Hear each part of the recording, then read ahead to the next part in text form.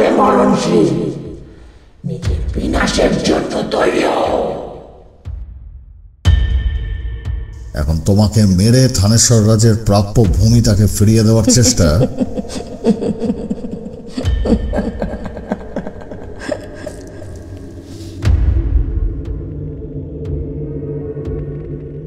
বিকাশ, উৎপল, না না না না।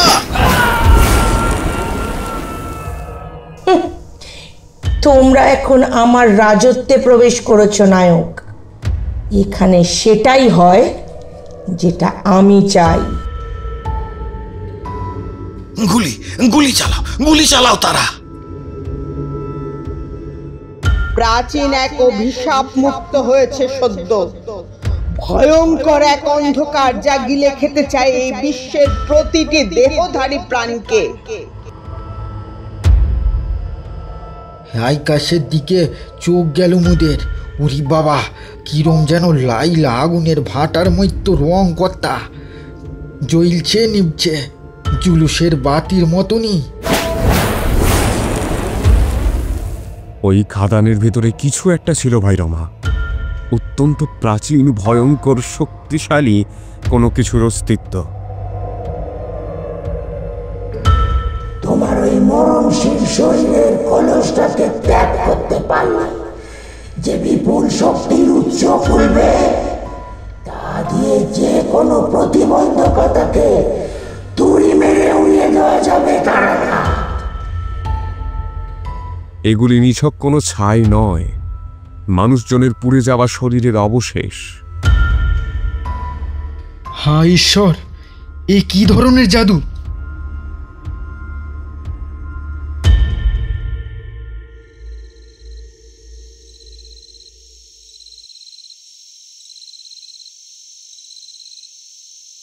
রাত্রির আহারের শেষে ফরেস্ট বাংলোতে নিজেদের ঘরে বসে একটু জিরিয়ে নিচ্ছিলেন তারানাথ ও রমানাথ দুজনে।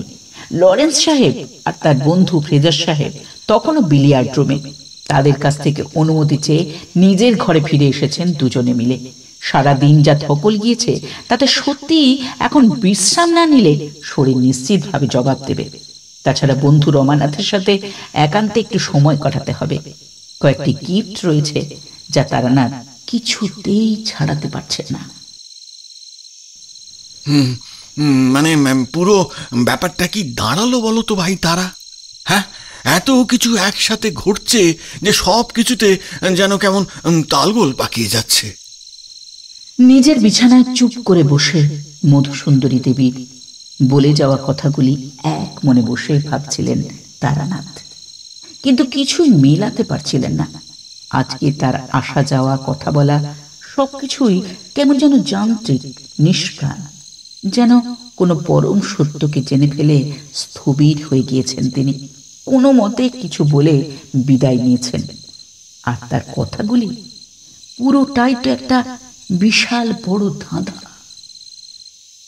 তবে আসল চমকটা অপেক্ষা করছিল বুন্দেলমল গ্রামে। উড়িষ্যার এই গ্রামটি বাকি গ্রামগুলির থেকে আলাদা।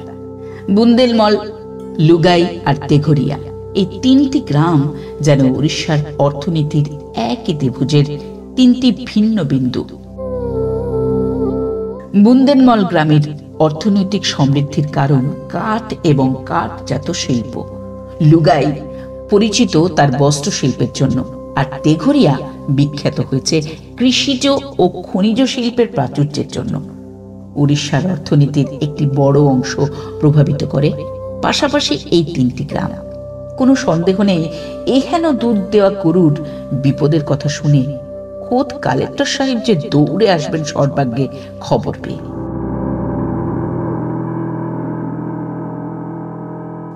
বুন্দেলমলে ঢুকেই গ্রামের থমথমে পরিস্থিতি চোখে পড়েছিল সকলে। কিরকম একটা চাপা আতঙ্ক যেন খেলা করছিল সকলের চোখে মুখে। কালেক্টর সাহেবের গাড়িটা গ্রামে ঢোকা মাত্রই ভিড় করে এগিয়ে এসেছিলেন সকলে। ভিড় ঠেলে সোজা মোড়লের সাথে কথা বললেন লরেন্স সাহেব।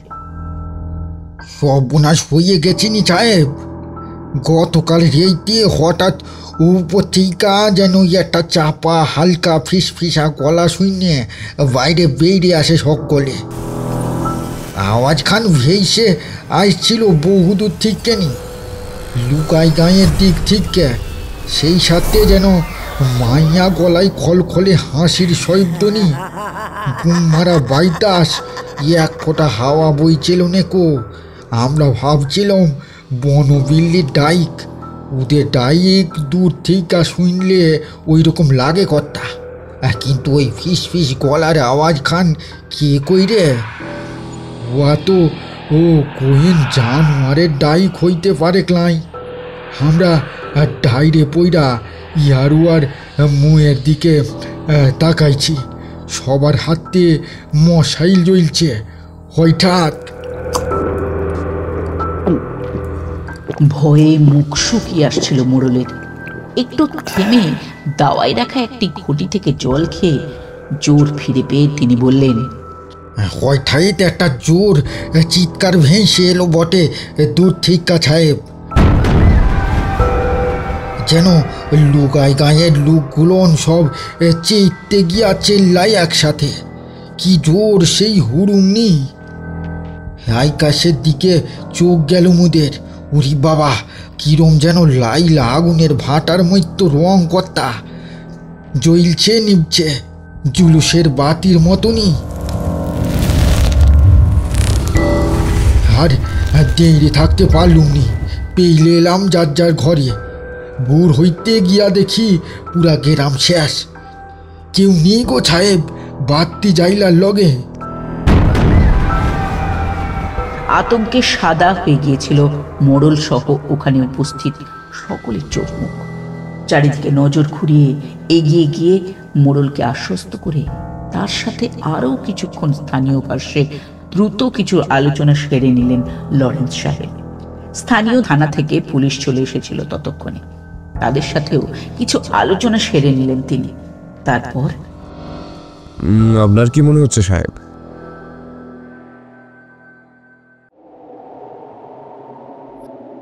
মনে হয় কোনো মাস হিস্ট্রিয়া বা হ্যালুসিনেশন। গতকাল একটা ঘুমট গরম গিয়েছে এখানে। হাওয়া চলাচল থেমে গিয়ে বাতাস গুমট হয়ে যাওয়াতেই এই বিপত্তি। ব্যাপারটা ঠিক জমছে না। তাই যদি হবে তাহলে লুগাই গ্রামের বাসিন্দারা কোথায় গেলেন? কোনো কারণ নেই এক রাত্রিরে সবাই গাঁওচার করে পালিয়ে গেল। এখানে কি স্থানীয় জমিদাররা কোনো রকম অত্যাচার? না, ঠিক অপোজিট। আমাদের সরকার ইহাদের উন্নয়নের জন্য সব রকম সহযোগিতা করছে।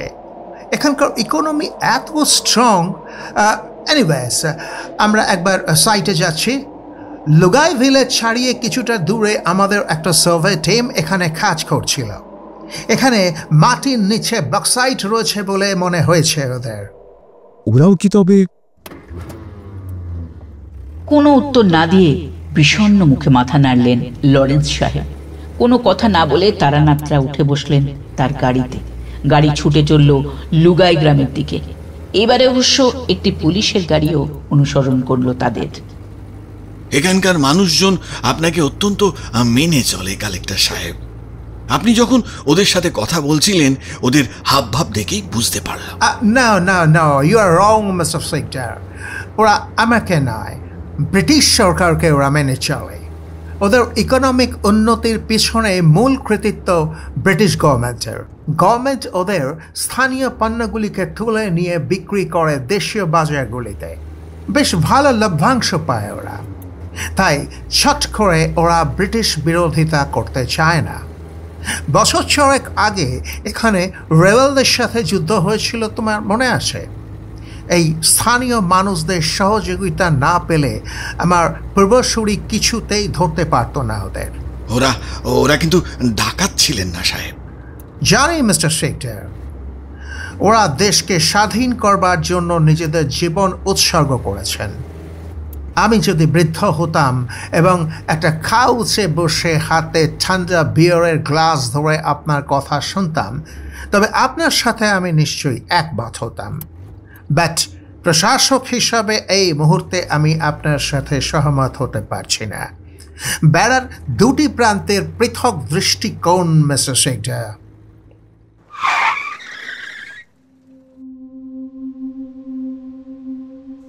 সবার আগে তারা গেলেন লুগাই গ্রামে এবং মানুষজনের ভ্যানিশ হয়ে যাওয়া ছাড়া আর কিছুই অস্বাভাবিক চোখে পড়ল না তাদের। কোথাও কোনো ক্ষয়ক্ষতির চিহ্ন মাত্র নেই। সবকটি ঘরের দরজা জানলা অক্ষত, কোনো ঘরে কোনো ভাঙচুরের ঘটনা না। সব একদম সেখানেই রয়েছে যেখানে ওদের থাকা উচিত। শুধু সর্বত্র মাটিতে পড়ে কালো ছাই আর একটা হিম শীতল মৃত্যু স্থবিরতা গোটা গ্রাম জুড়ে। তারানাথ খুব ভালোভাবে দেখছিলেন গোটা গ্রামটাকে। দু একবার মাটিতে ঝুঁকে পড়ে কি সব পরীক্ষা করলেন তিনি।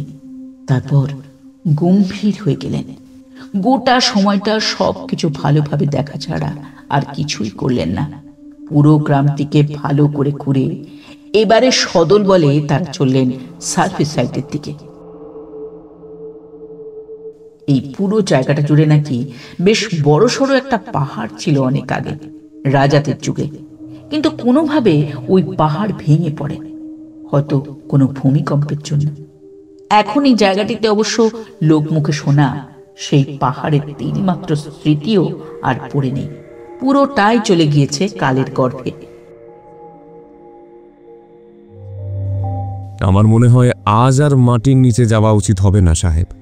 সাইটে বেশ কয়েক জায়গা খোঁড়াখুড়ির চিহ্ন চোখে পড়ছিল আগেই। কথা বলতে বলতে তিনজনে এগিয়ে এসেছিলেন মেইন টানেলের সামনে। ফ্রেজার সাহেব আসেননি।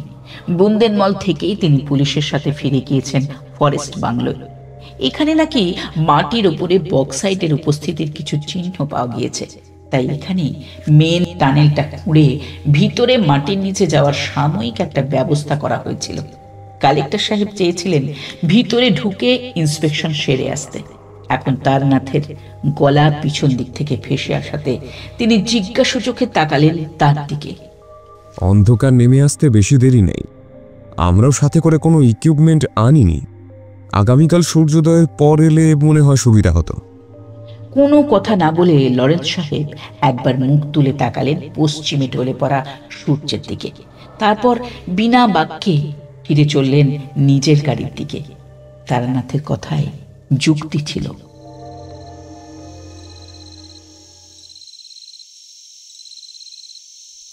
কিছু কিছু বললে না যে? হ্যাঁ, একটা গোটা গ্রামের উধাও হয়ে যাওয়া, এটা এটা অনেকটা ওই রাজস্থানের ওই কুলোধারার মতো না ব্যাপারটা?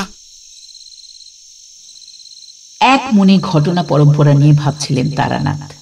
সাহিত্য রমানাথের কথায় যেন চটকা ভাঙল তার। রমানাথের দিকে তাকিয়ে বললেন, না হে ভাই রমা, এবারে গন্ডগোল অনেক ভিতরে। দুটো ঘটনা বাইরে থেকে দেখে এক মনে হলেও ঘটনা দুটো কিন্তু আলাদা। কি রকম? ওখানে যে আদিবাসীরা ছিল তাদের গোদা বাংলায় পাচার করা হয়েছিল অন্য কোনো বিশ্বে। মানুষগুলি কিন্তু পাচারের সময় জীবিত ছিল। এখানে তা নয় রমা। আমার ধারণা লুগাই গ্রামের মানুষগুলি সবাই মৃত। হ্যাঁ, কি করে বলছো? এখানে ঘরগুলির ভেতরে বাইরে গোটা গ্রামের রাস্তাঘাট জুড়ে কালো ছাই ছড়িয়েছিল সর্বত্র। মনে পড়ছে ভাই রমা? হ্যাঁ, আমিও তো অবাক হয়ে ভাবছিলাম এখানে এত ছাই এলো কোথা থেকে। এগুলি নিছক কোনো ছাই নয়, মানুষজনের পুড়ে যাওয়া শরীরের অবশেষ। তারানাথের মুখ দিয়ে কথাটা এত আচমকা বেরিয়ে এলো যে বিস্ময়ে খানিকক্ষণ কোনো কথাই বলতে পারলেন না রমানাথ। কালো ছাই ভেবে সর্বক্ষণ যেগুলিকে পায়ে করে মারিয়ে এলেন, ওই ছাইগুলি তবে মানুষের পুড়ে যাওয়া শরীর? বিস্ময় জাগা মুখে তাকিয়ে রইলেন রমানাথ এক দৃষ্টে তারানাথের দিকে। কিভাবে বলছো কথাটা? চলতে চলতে একপাশে একটা বেড়ার ধারে গিয়ে আমি বেড়ার গায়ে লেপ্টে থাকা কিছু ছাই কুড়িয়ে নিয়ে পরীক্ষাটা করছিলাম, মনে পড়ে? হ্যাঁ, আমি তখন বোধহয় ওই লরেন্স সাহেবের সাথে কথা বলছিলাম, আর চোখে তোমায় এগিয়ে যেতে দেখছিলাম। মনে পড়ে। ওটা ছাই ছিল না রমা, ওটা ছিল চুল, মানুষের মাথার চুল। অক্ষত নয়, কিন্তু কিছুটা হলেও তা চেনা গিয়েছিল। ওই দেহটা প্রচণ্ড তাপে বোধহয় গলে গিয়েছিল। পুরো দেহটা পুড়ে গেলেও ওইটুকুনি অবশেষ কোনোভাবে হলেও থেকে যায় বেড়ার গায়ে আটকে। আমি আমি আমি বিশ্বাস করতে পারছি না। হ্যাঁ, গ্রামের শেষের বাড়িটায় এসে সন্দেহ নিরসন হয়। ওখানে একটা পাতকোর ধারে একটা মানুষের মাথার খুলির মতো কালো পিণ্ড পড়ে থাকতে দেখে এগিয়ে এসে পরীক্ষা করে দেখছিলাম। একজন মানুষের নাক, চোখ, মুখ স্পষ্ট বোঝা যাচ্ছিল ওই পিণ্ডে। তুমি লরেন্স সাহেবকে ডেকে দেখাওনি কেন? হ্যাঁ, বোকামির চূড়ান্ত নজির দেখিয়ে হাতে করে পিণ্ডটাকে তুলতে গিয়েছিলাম। হাত ছোঁয়াতেই যেন ঝুরঝুর করে ভেঙে গুঁড়ো হয়ে গেল। কেন যে ওটা করতে গেলাম কে জানে। আর কিছু তো তেমন নজরে, আসলে আলো পড়ে যাচ্ছিল তখন। আর ওই খাদানের মুখে কি হয়েছিল? তুমি তখন সাহেবকে ওভাবে বাধা দিয়ে উঠলে কেন ভেতরে যেতে? অস্বীকার করো না, তোমাকে আমি হাড়ে হাড়ে চিনি বন্ধু। কোনো কিছু না থাকলে কখনোই তুমি এভাবে পেঁচিয়ে আসবে না। হ্যাঁ, এভাবে পেঁচিয়ে আসবে না, তা আমি জানি। ওই খাদানের ভেতরে কিছু একটা ছিল ভাই রমা, অত্যন্ত প্রাচীন, ভয়ঙ্কর, শক্তিশালী কোনো কিছুর অস্তিত্ব। এমন কিছু যা দিনের আলোয় ঘুমিয়ে রয়েছে খাদানের অন্ধকারের খোদালে, কিন্তু রাতের অন্ধকারে পূর্ণ শক্তিতে বেরিয়ে আসবে নিজের অনন্ত জঠর জ্বালা মেটানোর জন্য। শিরায় শিরায় অনুভব করছি সেই ভয়ঙ্করের অস্তিত্ব। তুমি যে হয়তো ভয় দেখাবে না তা আমি জানি তারা। কাজে আমি ধরেই নিচ্ছি সত্যি ওইখানে কিছু ছিল। কিন্তু তুমি তো ভয় পালিয়ে আসবার লোক নও। হ্যাঁ, একদমই পালিয়ে আসবার লোক নও। তাহলে তুমি সরে এলে কেন? কারণ আজ সকালে প্রথা ভেঙে স্বয়ং মধুসুন্দরী দেবী এসে আমাকে সাবধান করে গিয়েছেন ওরকম কোনো দানবীয় মহাজাগতিক শক্তি সম্পর্কে। এই বলে তারানাথ পুরো ঘটনাটি বর্ণনা করলেন রমানাথের কাছে। মন দিয়ে পুরো ঘটনাটি শুনলেন রমানাথ। সমস্তটা শুনে বেশ কিছুক্ষণ নিজের মাথা চেপে ধরে গুম হয়ে বসে বিষয়টি ভাবলেন বোধহয় কিছুক্ষণ। তারপর বললেন, এই এক মিনিট দাঁড়াও তারা, ব্যাপারটা একটু সাজিয়ে নি। তুমি বলতে চাও গাছ থেকে তুমি পড়ে যাওয়ার পর বাগধা তোমার দিকে লাফ দিল, আর তুমি বাঁ দিকে ঘেঁষে ঝাঁপ দিয়ে বন্দুকটা তুললে। হ্যাঁ, মানে এর মাঝখানে দেবীজি আবির্ভূতা হয়ে তোমাকে এত কিছু নিয়ে জ্ঞান দিয়ে খোদা হাফিস হয়ে গেলেন। হ্যাঁ, আর তারপর থেকেই ঘটনাক্রম ঠিক সেভাবেই চলতে লাগলো যেভাবে আমরা দেখে এসেছি। কি তাই তো? হ্যাঁ, জানতাম তুমি এই ব্যাপারটাকে হজম করতে পারবে না ভাই, কিন্তু বাস্তবে এটাই ঘটেছিল। বাকি সকলের জন্য সময় থেমে গিয়েছিল, কেবল আমার ক্ষেত্রে তা সচল ছিল। মানে কিভাবে? হ্যাঁ, সময় যদি থেমে গিয়ে থাকে তবে তো তোমার ক্ষেত্র প্রযোজ্য হওয়া উচিত ভাই তারা। কারণ তুমিও তো কিন্তু জীবনযাত্রায় আর 5টা মরণশীলের মতোই সময়ের উপর নির্ভরশীল। হ্যাঁ, এই এক মিনিট, তুমি তো বন্দুকটাও তুলে ফেলেছিলে।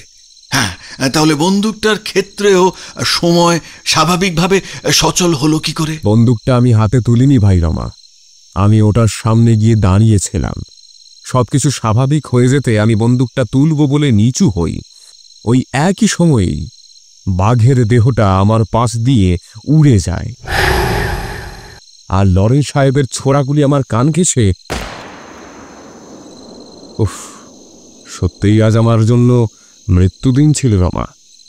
আমি যেখানে দাঁড়িয়েছিলাম ওখানেই থাকলে হয় বাঘটার পেটে যেতাম, নয় পেছন থেকে ফ্রেন্ডলি ফায়ারে মরতাম, নয়তো একযোগে উভদণ্ড, বিধির মার।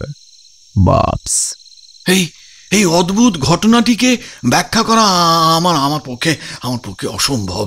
গো, মাথা একেবারেই খেলছে না। হ্যাঁ, যা গেল আজকে সারাদিন ধরে। তবে মধুসুন্দরী দেবীর একটা কথা আমার কাছে অদ্ভুত লেগেছে। যেখানে মৃত্যু লেখা আছে সেখানে মৃত্যু হবেই। ঠিক একই প্রশ্ন আমারও। তবে ভাই, যেহেতু আমরা একটা ঘটনার কেন্দ্রে ঢুকে গিয়েছি, আপাতত সেই দিকে বরং মনোযোগটাই দিই। মধুসুন্দরী দেবী বলেছিলেন ওই অন্ধকার শক্তি অপরাজেয়, অবদ্ধ, মরণশীল কোনো অস্ত্রে তাকে থামানো সম্ভব নয়। তাহলে একে থামানো যাবে কিভাবে? কিছু বুঝতে পারলে? এক মনে বসে চিন্তা করতে লাগলেন রমানাথ, কপালের রগে একটা আঙুল ঠেকিয়ে। তারানাথের প্রশ্নের কোনো উত্তর দিলেন না তিনি।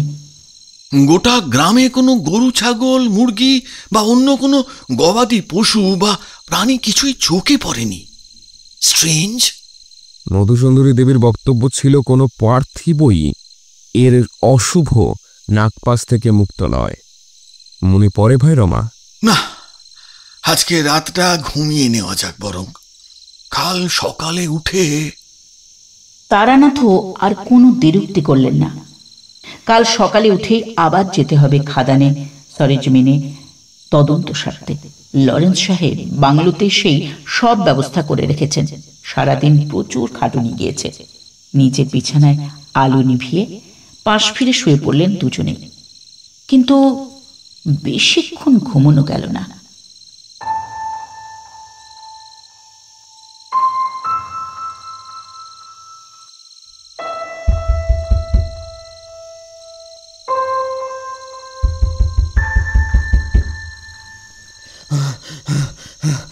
সাব সাব, দরজা খুলুন, দরজা খুলুন সাব। হঠাৎ দরজায় প্রবল ধাক্কাধাক্কি আর আসুরি গলায় ফরেস্ট বাংলার কেয়ারটেকার ভুবন বড়ালের ধাক্কাধাক্কিতে ঘুম ভেঙে থরফর করে উঠে বসলেন দুজনে। অবাক হয়ে দরজার দিকে কিছু মুহূর্ত তাকিয়ে এবার প্রশ্ন করলেন তারানাথ। কে? সাব, আমি ভুবন, দরজা খুলুন। আরে সাংঘাতিক বিপদ সাব। কালিটর সাব আপনাদের খবর দিতে বলে নিজে বেরিয়ে গেছেন ওর বন্ধুকে নিয়ে। দরজা খোলার সাথে সাথে হাউ মাউ কণ্ঠে জগা খিচুড়ি বাংলা আর ওড়িয়া ভাষে ভুবন বড়াল টানা বলে গেলেন, সাহেবরা ঘুমোচ্ছিলেন, কোথাও কোনো গন্ডগোল ছিল না। আমি তখনও রান্নাঘরে ছিলাম, কৃষ্ণকে ছুটি দিয়ে থালা বাসনগুলো ধুইয়ে রাখছিলাম। হঠাৎ মনে হলো দূর থেকে যেন চাপা কণ্ঠে বেশ একটা শোরগোল ভেসে আসলো কানে। রান্নাঘর থেকে বেরিয়ে বাইরে জানলা দিয়ে উকি মেরে দেখি উত্তর পশ্চিমের আকাশটা যেন ছাই চাপা আগুনের মতো লাল, যেন বিশাল মেঘ করেছে ওইদিকে, সাথে যেন একটা ছায়া খেলা করছে ওদিকে। ওদিকে তেগরিয়া গ্রাম পড়ে সা। মনে হলো গ্রামের মানুষজন আনকা বিপদ পড়ে তুমুল গলায় সারের মতো চেঁচাইছে। বড় সাহেবেরও বোধহয় ঘুম ভেঙে গিয়েছিল ওই হট্টগোলে। আমি ডাকবার আগেই দুই সাহেব মিলে বাইরে বেরিয়ে এসে একবার জানলা দিয়ে ব্যাপারটা দেখে, তারপর তৈয়ার হয়ে সেইখান থেকে বেরিয়ে যান। ওরা কোথায় গেছে ভুবন? তেগরিয়া গ্রামে। ওটা এখান থেকে খুব কাছে, ওদিকেই তো গন্ডগোল। সাহেব কি ওই নিজেদের গাড়ি নিয়ে গিয়েছেন? হ্যাঁ সাহেব, বড় সাহেব নিজে ড্রাইভ করে গাড়ি নিয়ে চলে গেলেন। যাওয়ার সময় বললেন আপনাদের জাগিয়ে ফরেস্ট বাংলোর গাড়ি নিয়ে ওদিকে যেতে। ড্রাইভারও উঠে পড়েছে, আর আমাকে বলে গেলেন থানায় একটা খবর পাঠাতে।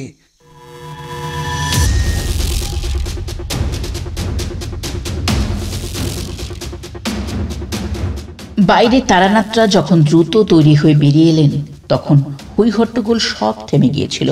ভুবন বর্ণিত সেই আলো তখন আকাশে ছিল না। চারদিকটা ভালো করে একবার দেখে নিয়ে গাড়িতে বসলেন তারানাথ আর রমানাথ। গাড়ি দ্রুত ছুটে গেল গন্তব্যের দিকে। ভুবনের সাথে আরো দুজন লোক ছিল বাংলোতে। তাদের থানার পথে ছেড়ে এসে এবার তেঘরিয়ার দিকে দৌড়লো গাড়িটা। গোটা পথে তারানাথ শুধু একবার বললেন, দুপুরে বুন্দেনমল গ্রামের মোড়ল ঠিক যেমনটা বলেছিলেন, ভুবনও সেই একই কথা বলল। ব্যাপারটা খুব গোলমেলে রমা, ভীষণই গোলমেলে।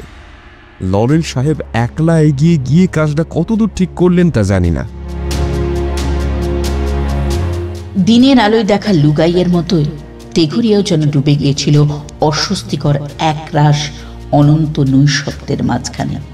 কালেক্টর লরেন্স সাহেবকে বা তার বাহন গাড়িটির খোঁজে পুরো গ্রামটিকে পরিসীমা বরাবর বাইরের দিকে এক পাক ঘুরে এলো তাদের গাড়িটি, কিন্তু কোথাও তাদের কোনো চিহ্ন খুঁজে পাওয়া গেল না। গোটা গ্রামটিকে একটা বের দিয়ে এসে গ্রামে ঢোকার মূল সড়কের মুখে এসে গাড়ি থামাতে বলে এবার গাড়ি থেকে নেমে এলেন তারানাথ ও রমানাথ দুজনেই। তারপর আশপাশ সতর্ক চোখে দেখে হাতে টর্চ চালিয়ে প্রবেশ করলেন গ্রামে, ভিতরটা একবার খুঁজে দেখবার জন্য। এবারের দৃশ্যপট অবশ্য অন্যরকম ছিল। ভাই ভাই তারা, এ কি আজব ব্যাপার বলো দেখি। হ্যাঁ, গ্রামের কোনো বাড়িতেই আলো দেখছি না, লোকজন বোধহয় সব ঘুমিয়ে আছে। আর ভেতরে ঢুকবে, ঘুম থেকে জেগে উঠে চোর বলে পিটিয়ে আবার মেরে দেবে না তো? হ্যাঁ, তুমি নিশ্চিত গন্ডগোলটা এদিক থেকেই এসেছিল? আহা রমা, শুনলে না ভুবন কি বলছে? লরেন্স সাহেব তো এখানেই আসবেন বলে বেরিয়ে এসেছেন বাংলো থেকে। ফ্রেজার সাহেবও। আর একটা কথা। কি? আমার কাল দর্শন শক্তি। তোমায় বলেছিলাম মনে আছে, একমাত্র অতিপ্রাকৃতের উপস্থিতিতেই ওটা সক্রিয় হয়। আমার চেতনা এখানে কোনো কালো শক্তির উপস্থিতি জানান দিচ্ছে। কিন্তু কিন্তু কি ভাই তারা? আমি গ্রামে ঢোকা ইস্তক কোনো কাল দর্শন করতে পারছি না। সে চেষ্টা করলেই আমার চোখের সামনে খুলে যাচ্ছে অনন্ত অসীম অন্ধকার, যেন আমার দর্শনকে কেউ জোর করে ঢেকে দিচ্ছে একটা কালো চাদর দিয়ে। হ্যাঁ, বলো কি ভাই তারা? শেষবার এরকম ঘটনা তোমার সাথে ঘটেছিল তো মহাযুদ্ধে। সেবারে স্বয়ং শয়তান ছিলেন তোমার প্রতিপক্ষ, তুমি এসে বলেছিলে গল্পটা। হ্যাঁ, তা এবারেও কি? জানি না, কিচ্ছু বুঝতে পারছি না। হা ঈশ্বর, এমন শক্তি রেখে লাভ কি যা প্রয়োজনের সময় কাজে কি?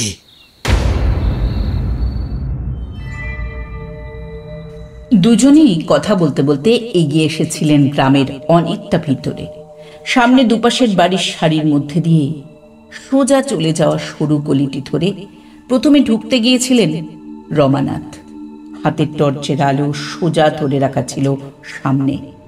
ঘাড় ঘুরিয়ে তারানাথের সাথে কথা বলছিলেন তিনি। এবারে ঘাড় ঘুরিয়ে সামনের দিকে একবার তাকিয়ে বিস্মিত হয়ে দাঁড়িয়ে পড়লেন দুজনেই। এটা কি? কাতরোক্তি সুরে কথাটি বললেন রমানাথ। একটি ষাঁড় বা গরু জাতীয় প্রাণী একদম স্থির হয়ে দাঁড়িয়েছিল তাদের সামনে। টর্চের আলো সোজা গিয়ে পড়েছিল ওটির মুখে। গবাদি পশু, এতে সন্দেহ নেই, কিন্তু এর চোখ মুখ এরকম বিকৃত কেন? মুখ হাঁ করা, যেন প্রচন্ড ভয়ে দৌড় দিয়েছিল একটি গলিপথ লক্ষ্য করে। কিন্তু শেষ রক্ষা হয়নি।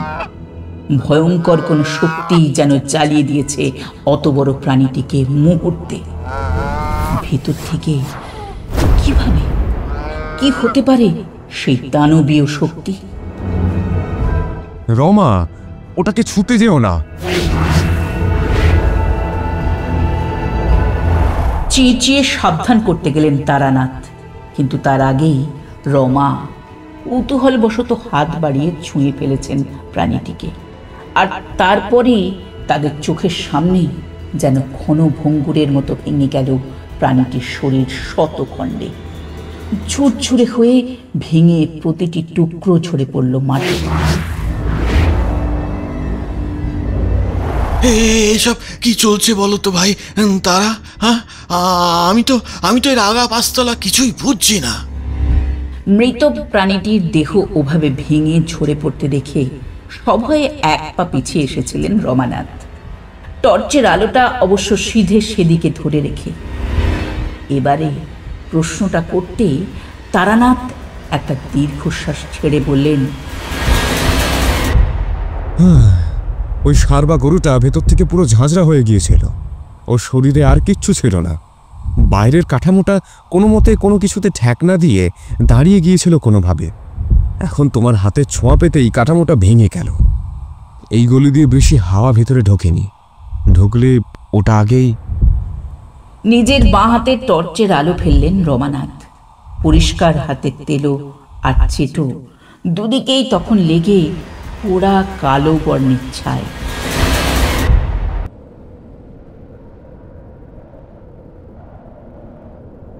চলো এগিয়ে যাওয়া যাক, এখানে দাঁড়িয়ে আর সময় নষ্ট করে লাভ নেই। গোটা গলিপথটি ধরে ছড়িয়ে ছিটিয়ে অজস্র কালো রঙের ছাই, সেটি ধরে সাবধানে এগিয়ে চললেন দুজনে। এখানে যে একপাল গবাদি পশু ঢুকে গিয়েছিল এতে কোনো সন্দেহ নেই, আর সবকটাই হয়তো এভাবেই মারা পড়েছে। তবে এই ছাইয়ের গাদার মধ্যে যে কোনো মানুষের দেহাবশেষ মিশে নেই, এই বিষয়ে কোনো নিশ্চয়তা নেই।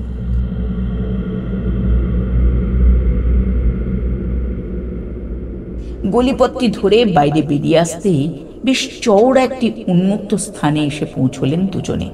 আর তারপরই তাদের চোখে পড়ল মর্মান্তিক একটি দৃশ্য। যে গলিপথ ধরে তারা এইমাত্র বেরিয়ে এলেন, এরকম কতগুলি গলিপথ এসে মিশেছে একটি চওড়া সড়কে। আর এই সড়কটি গিয়ে ধাক্কা খেয়ে শেষ হচ্ছে একটি প্রকাণ্ড বটগাছের গোড়ায়। দূর থেকে মনে হয় তার শিকড়টি গোল করে ইট দিয়ে বাঁধানো। এই বটগাছের আশেপাশে দূর থেকে কয়েকটি অস্পষ্ট মানুষের স্থির অবয়ব চোখে পড়ল দুজনের। প্রচন্ড ভয়ে ভীত একদল মানুষ যেন ছুটতে ছুটতে হঠাৎ স্থির হয়ে দাঁড়িয়ে গিয়েছেন এক জায়গায়। কাছেই এসেই সেই দেহগুলিকে পরীক্ষা করে দেখলেন দুজনে। এদের চোখ মুখে ভয় তখনও প্রকট।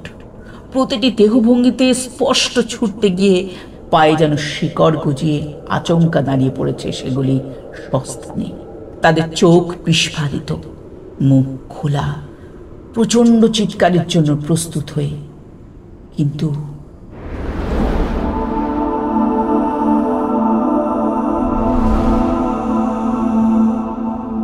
যেন তারানাথ আর রমানাথের দেখবার জন্যই ক্ষেত্র সাজানো ছিল। আচমকা একটা দমকা হাওয়া ছুটে এলো পূব দিক থেকে।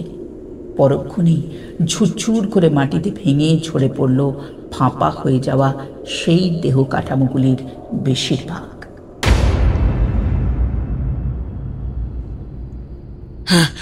এখন এখন আমরা কি করব ভাই? হ্যাঁ, পূর্ণিমার গোল থালার মতো চাঁদ উঠেছে একদিকে, গ্রামের সীমানার বাইরের দিকে চোখ কুঁচকে কি যেন দেখছিলেন তারানাথ এক মনে। রমানাথের প্রশ্নের উত্তরে নিষ্পৃহ গলায় তিনি বললেন, মাইনিং সাইটটা ওইদিকে পড়ে না? তারানাথ যেদিকে হাত বাড়িয়ে ইশারা করলেন সেদিকে তাকিয়ে কিছুক্ষণ পর হতবুদ্ধির মতো ঘাড় নেড়ে ইশারায় হ্যাঁ বললেন রমানাথ। ওদিকে মনে হয় অস্পষ্টভাবে কোনো ছায়ামূর্তিকে সরতে দেখলাম ভাই রমা। সুবিশাল কোনো কালো রঙা ছায়ামূর্তি। চাঁদের আলো না থাকলে বুঝতেও পারতাম না এত কালো ছায়াটি। এখন আমাদেরকেও যেতে হবে ওই দিকে। ওই ছায়ামূর্তিকে ধরবার পর আমরা কি করব? তারা আমাদের কাছে কি কোনো অস্ত্র রয়েছে ওকে থামানোর মতন? তুমি পারবে? জানি না। হ্যাঁ, তোমার কথা শুনে বুঝতে পেরেছি যে প্রাচীন কোনো কালো অপশক্তি রয়েছে, যে আধুনিক বিশ্বে হয়তো কোনো প্রলয় নামিয়ে আনতে চায়। কিন্তু চোখে দেখে আমার মাথার মোটা হাড়ে যা ঢুকলো তা এই যে ওই অপশক্তি সক্ষম যে কোনো আকারের ছোট বড় প্রাণীকে ভেতর থেকে আগুনে ভাপিয়ে তাকে ওই কালো ছাই করে দিতে। হ্যাঁ, মুহূর্তে। তুমি জানো না কিভাবে ওই অপশক্তিকে থামানো যায়। আর এখন তোমার ওই মনোগত অভিপ্রায় স্রেফ বিশ্বাসের জোরে আমাদের দৌড়ে যেতে হবে। হ্যাঁ, ওই নাম না জানা আজব এক আদি ভৌতিক শক্তির পেছনে কোনো সঠিক কারণ ছাড়াই। হ্যাঁ, ঠিক এটাই বলতে চাইছো তো তুমি? সঠিক কারণের জায়গাটা তুমি বোধহয় উত্তেজনায় ভুলে যাচ্ছ ভাই রমা। ওই অপশক্তিকে যদি এখনই না থামানো হয় তবে প্রতি রাতে ওটি লুগাই আর তেঘরিয়ার মতো ছোট বড় যে কোনো জনপদকে গ্রাস করে নিয়ে নিজের কলেবরকে বাড়িয়ে নিতে থাকবে। আর আর এই মুহূর্তে লরেন্স আর ফ্রেজার সাহেবের কোনো পাত্তা নেই। ওদেরকে খুঁজে বের করার দায়িত্বটাও কিন্তু আমাদের। আমি আমি আমি বলছি কি করতে হবে ভাই তারা। আমরা এখন গাড়িতে চেপে স্থানীয় থানার দিকে যাব। ভুবন আর ওর সাগরেদদের কথায় চিড়ে কতটা ফিজবে জানি না। আমরাই গিয়ে ওদের গোটা ঘটনাটা জানাবো।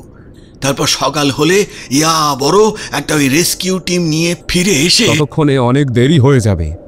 তুমি আবার ভয় পাচ্ছ। আচ্ছা দাঁড়াও, দেখছি কি করা যায়।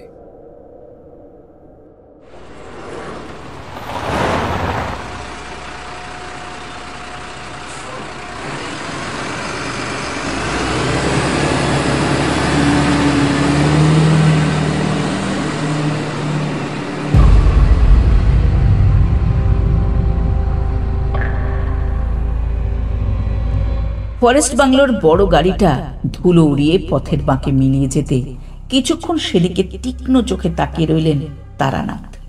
শেষে ইঞ্জিনের শেষ নির্ঘোষটাও মিলিয়ে যেতে সামনের মাইনিং সাইটের দিকে ফিরে তাকালেন তিনি। একটা জমাট বাঁধা কালো অন্ধকার আর ভয়ঙ্কর একরাশ নৈশত্ব যেন চারদিক থেকে চেপে ধরেছে তাকে। সেই সাথে বুকের ভিতর চাপা একটি অস্বস্তি। রমানাথকে বুঝিয়ে অনেক কষ্টে থানার দিকে রওনা করানো গিয়েছে। আত্মভোলা বন্ধুবর কিছুতেই চাইছিল না তারানাথকে পিছনে ফেলে রেখে নিজে সুরক্ষিত জায়গায় লুকিয়ে থাকতে। কিন্তু তার কথাকে এক কথায় নাকচ করে দিয়েছিলেন খোদ তারানাথই। ভাই রমা, ভুবন নিজের লোকেদের নিয়ে থানায় গিয়েছে বটে এত্তেলা দিতে, কিন্তু স্থানীয় থানা ওদের কথায় কতটা বিশ্বাস করবে তা জানি না, কিন্তু তোমার কথায় নিশ্চয় করবে। এদিকে লরেন্স আর ফ্রেজার সাহেবের কি হলো? তাদের গাড়িটাই বা কোথায় গেল? এসব বিষয় দেখার জন্য তো পিছনে একজন লোক থাকা চাই নাকি? আমি রয়ে যাচ্ছি, তুমি যত তাড়াতাড়ি সম্ভব লোকজন নিয়ে এসো। তোমরা না আসা অবধি আমি মাইনিং সাইটের মুখ থেকে কোথাও নড়ছি নে ভায়া। লরেন্স সাহেবের গাড়িখানা কোথায় গেল তা অবশ্য জানা গিয়েছে। আসবার সময় পথের ধারে গাড়িটিকে খুঁজে পাওয়া গিয়েছে। ড্রাইভার ছোটে মিয়াই দেখতে পেয়েছিল সেটিকে।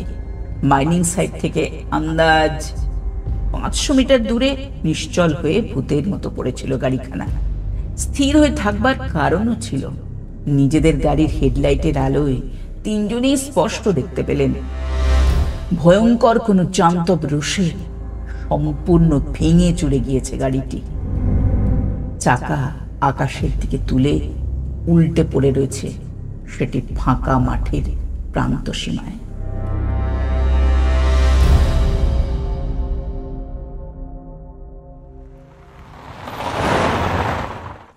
ব্যাপার স্যাপার দেখে ছোটে মিয়া ওইখান থেকেই গাড়িটা ঘোরাতে চেয়েছিল ওই দণ্ডে, কিন্তু তারানাথের অনুরোধে অবশেষে সামান্য কিছুটা পথ অব্দি এগিয়ে এসে তাকে নামিয়ে দিয়ে গাড়ি নিয়ে সোজা দৌড় দিল উল্টো পথে ঊর্ধ্বশ্বাসে। লরেন্স সাহেবের গাড়ির অবস্থা দেখবার পর এই জিনদের আড্ডাখানায় থাকবার আর কোনো বাসনা নেই তার। রমানাথটা চলে যেতে এক বুক নিঃশ্বাস ছেড়ে এবারে ধীর পায়ে মাইনিং সাইটের মূল টানেলের মুখটার দিকে হাঁটা লাগালেন তারানাথ। অস্বস্তি তাকে অগ্রাহ্য করে। অস্বস্তির কারণও ছিল, আজ সকালে মধুসুন্দরী দেবীর বলা কথাগুলি মনে পড়ে যাচ্ছিল বারংবার। হুবহু মিলে যাচ্ছে তাঁর বলা কথাগুলি। এই শক্তি অন্ধকারেরই বটে এবং এর ক্ষমতাও যে অসীম তা ওই গ্রাম দুটির পরিণতি থেকে স্পষ্ট। কিন্তু কতটা প্রাচীন ওই অন্ধকারের শক্তি? 200, 300, 500 বছর? কিভাবে ঠেকানো যাবে এই শক্তিকে? হাতে একটা টর্চ, বই, আর কিছুই নেই তারানাথের কাছে। ব্যাটারি। অন্ধকার সুড়ঙ্গ পথের মুখটার সামনে কিছুক্ষণ দাঁড়িয়ে হাতের টর্চটা জেলে বেশ কিছুক্ষণ আশপাশটা দেখে নিয়েছিলেন তারানাথ। ঝিঝির ডাক ছাড়া আর কিছুই শোনা গেল না ধারে কাছে। টর্চের আলোর বৃত্তের বাইরে অন্ধকার ছাড়া আর কিছুই নজরে পড়ল না। এই পুরো অংশটাই ছিল মাটির ভিতরে। মাটি খুঁড়ে পথটার মুখটাকে বের করা হয়েছিল মাটির ওপরে। টর্চটা জ্বলন্ত অবস্থায় ঘোরানো ছিল সুড়ঙ্গে ঢোকার ঠিক মুখটাতে। এবারে বিরক্ত হয়ে টর্চটাকে বন্ধ করতেই, হায় ঈশ্বর, এই আলো কোথা থেকে এলো?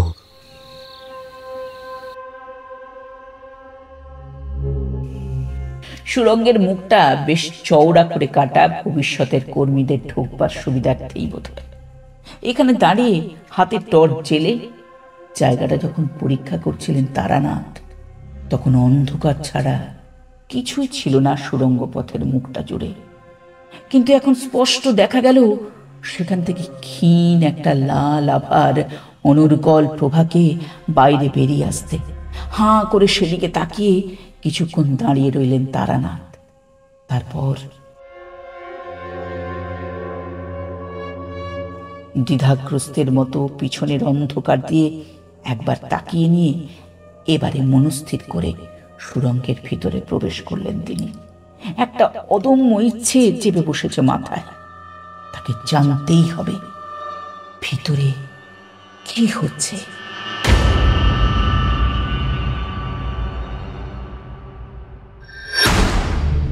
সুড়ঙ্গের ভিতরটা খাড়া ঢালু নয়, বরং বেশ হিসেব কষে বিশেষ একটি আনত কোণে রাখা হয়েছে ঢালটিকে, যাতে উঠে আসবার সময় কোনো কষ্ট না হয়। পথটিও বেশ প্রশস্ত। এখানে এসে থতমত খেয়ে দাঁড়িয়ে পড়েছিলেন তারানাথ। এগুলি কি? কোনো পোকা নাকি? কি ধরনের পোকা এগুলি? পথটা জুড়ে কিলবিল করছে অজস্র অদ্ভুত প্রজাতির তন্তুময় পোকার মতো কিছু।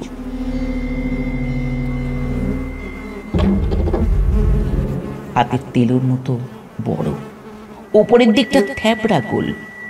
অনেকগুলো তন্তু বেরিয়ে এসেছে শরীরের নিচের দিক আর দুটি পাশ থেকে। তবে বিস্ময়ের ব্যাপারটা হলো এদের গা থেকেই বিচ্ছুরিত হচ্ছিল অদ্ভুত একটা লাল বর্ণের স্বর্গীয় আলো। এত জোরালো সেই আলোর তেজ যে চোখ যেন ঝলসে উঠছে সেদিকে তাকিয়ে। বেশিক্ষণ তাকানোর উপায় নেই পোকাগুলোর দিকে। তোমরা কোন প্রজাতির পোকা বাছারা? নিজের মনে কথাগুলি বলে দুপা এগিয়ে গেলেন তারানাথ। চোখের সামনে হাত দুটিকে আড়াল করে তিনি এগোতেই সামনে উঠতে থাকা পোকাগুলিও যেন পিছিয়ে গেল বেশ কিছুটা। আবার একই ঘটনা ঘটল। তারপর আবার অন্ধকারে অদ্ভুত লাল আলোর আভায় জ্বলতে থাকা শরীরগুলো দিয়ে তারানাথকে পথ দেখিয়ে যেন সুড়ঙ্গের ভিতরে টেনে নিয়ে চলল পোকার ছাঁকটি। পায়ে পায়ে পোকাগুলিকে অনুসরণ করে সুড়ঙ্গ পথ ধরে এগোতে লাগলেন তারানাথ। কিরকম যেন স্থবির হয়ে গিয়েছে তার চেতনা, লুপ্ত হয়ে গিয়েছে অনুভূতি আর কাল দর্শনের শক্তি।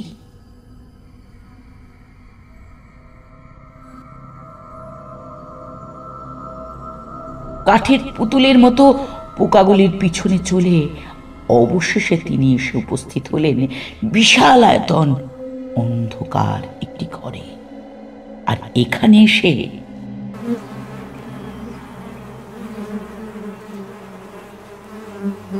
ঘরটির ভিতরে ঢুকেই দেখা গেল গোটা ঘরটি জুড়ে ছড়িয়ে অজস্র একই ধরনের পোকা।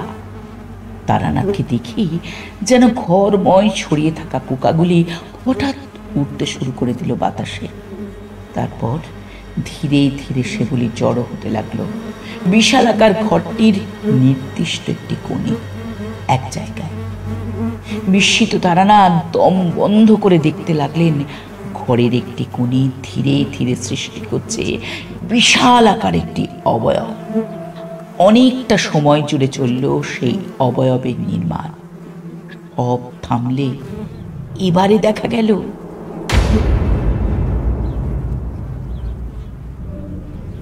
মাইনিং সাইটের টানেলের শেষ প্রান্তে এত বড় একটা ঘর কোথা থেকে এলো?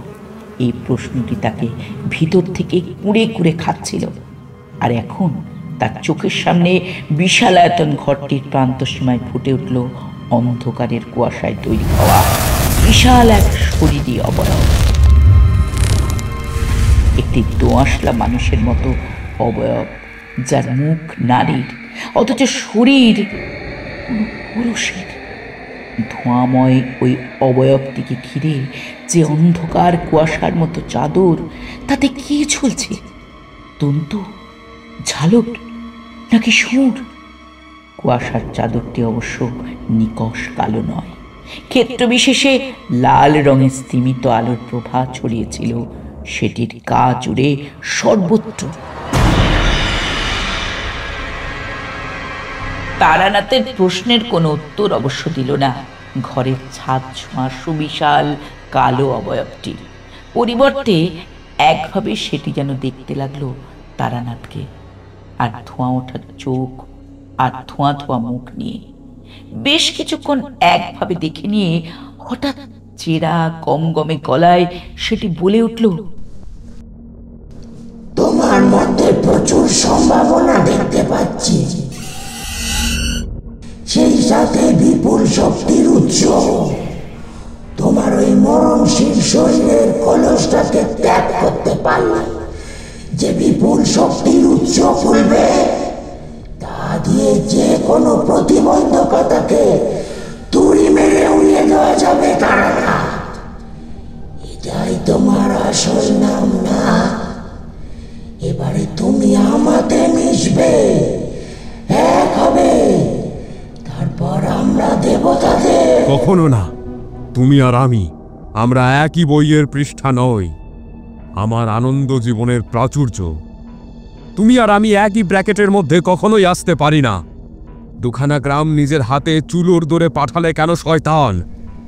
এই কারাগার থেকে পাকাপোক্তভাবে বাইরে বেরোবার জন্য ওই দুটি গ্রামের আত্মাহুতির প্রয়োজন ছিল। ওরা তা দিয়েছে সাধক। মরণশীলের দাবা ভরে খেলার নিছক খুঁটি হয়ে হাতিকে বৃহত্তর শক্তি এগিয়ে আসবার পথ সুগম করেছে ওরা। ধ্বনি আর আকর্ষ আমাকে আবাহন করে নিয়ে আসে এই বিশ্বে।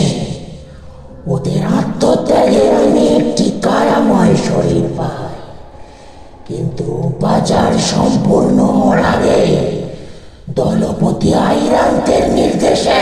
ক্ষমা করো, কিছুই বোঝা গেল না।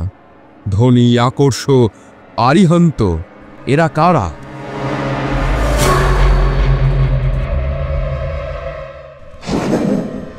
তোমাদের মরণশীলদের যুদ্ধ খেলার খুঁটি ছিল এরা। নিজেদের ভূমির রাজনদের চিনতে পারছো না? মরণশীল, শশাঙ্ক, হর্ষবর্ধন, কনৌজের মুখী রাজবংশ। তুমি কি প্রলাপ বকছ নাকি তুমি মূর্খ?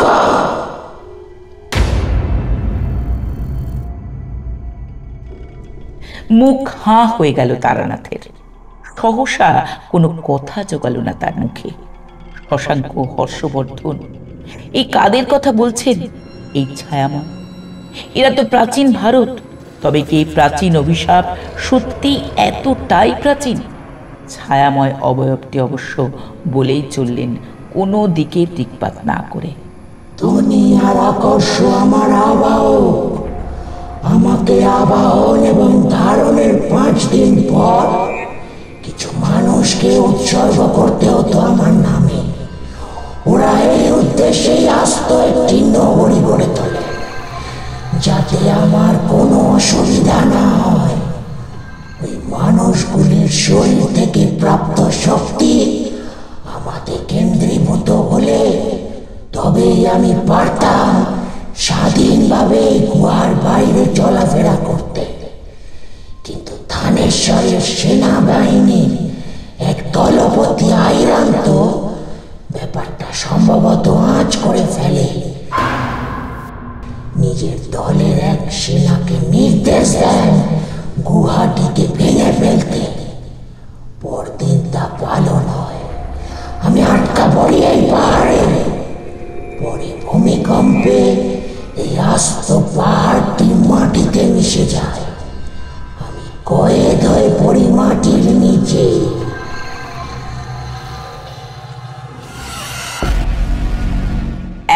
ততক্ষণে বিষয়টি স্পষ্ট হয় তারানাথের কাছে।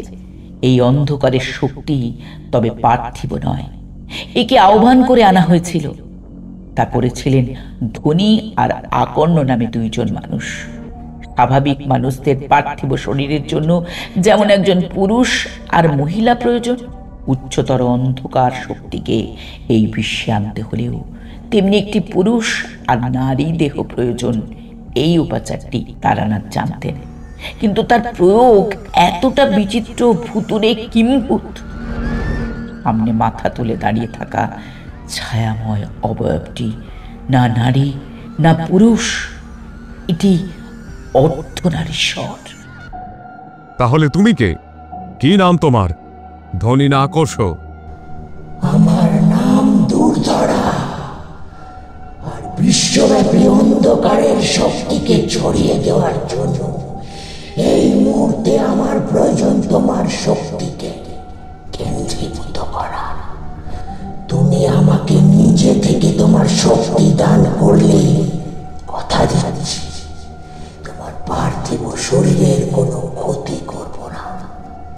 না হলে আমি কোনো অবস্থাতেই তোমার মতো ঋণাত্মক শক্তির হাতে একাত্ম হব না।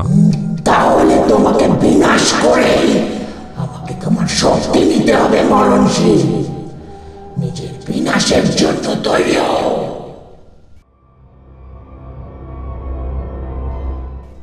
কথাটা বলে নিজের দুটি ছায়াময় হাত দুদিকে বাড়িয়ে ধরলেন দুর্ধরা।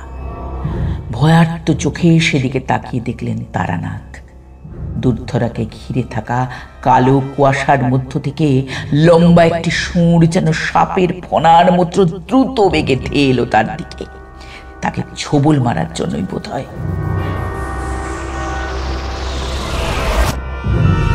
অসহায়ের মতো সামনে থেকে সত্যির এগিয়ে আসা করুণ চোখ মেলে দেখছিলেন তারানাথ। এমন সময় তারা ভারী গলায় প্রবল একটি আর্তনাদ, আর সেই সাথে একদিক থেকে এক রাম ধাক্কা। বাদিকে ছিটকে পড়লেন তারানাথ। অবদমিত একটা বুক ফাটা আর্তনাদ কানে এলো তার। এ তো চেনা গলার আর্তনাদ। তারানাথের দিকে এগিয়ে আসা নিশ্চিত অন্ত সেই কালো দীর্ঘ সুর। সেটি তখন পিছিয়ে যাচ্ছে। পাশ ফিরে তাকিয়ে দেখলেন তারানাথ। এবারে হতাশ গলায় প্রবল একটা আর্তনাদ বেরিয়ে এলো তার মুখ দিয়ে। রমানাথ!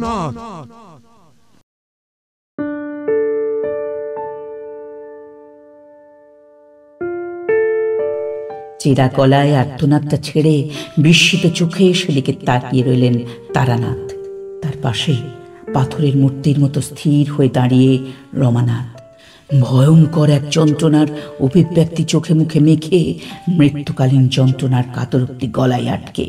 তার চোখ দুটি স্থির, মুখ হাঁ, দুটি হাত সামনে নাটকীয় ভঙ্গিতে বাড়িয়ে ধরে যেন কোনো অজানা ভয়ঙ্করকে আটকানোর চেষ্টায়।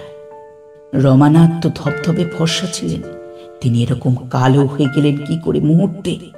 তার চামড়ার নিচ থেকে ওরকম জমাট বাঁধা চাপা রক্ত চামড়া ফাটিয়ে বাইরে বেরিয়ে বা এলো কি করে? ভাই রমা!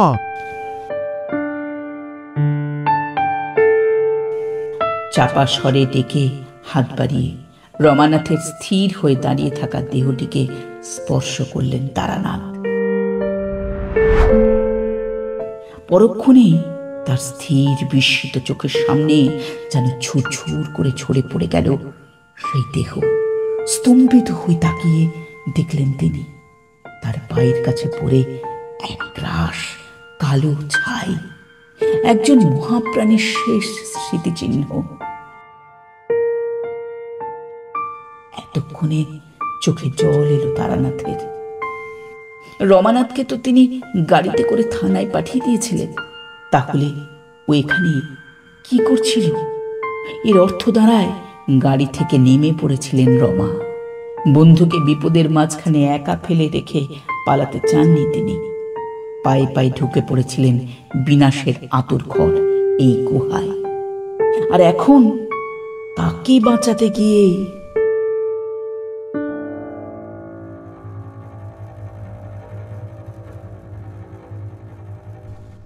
বন্ধু একটু বেশি সাহসী, নাকি একেবারে গন্ডমূর্খ তারানাথ?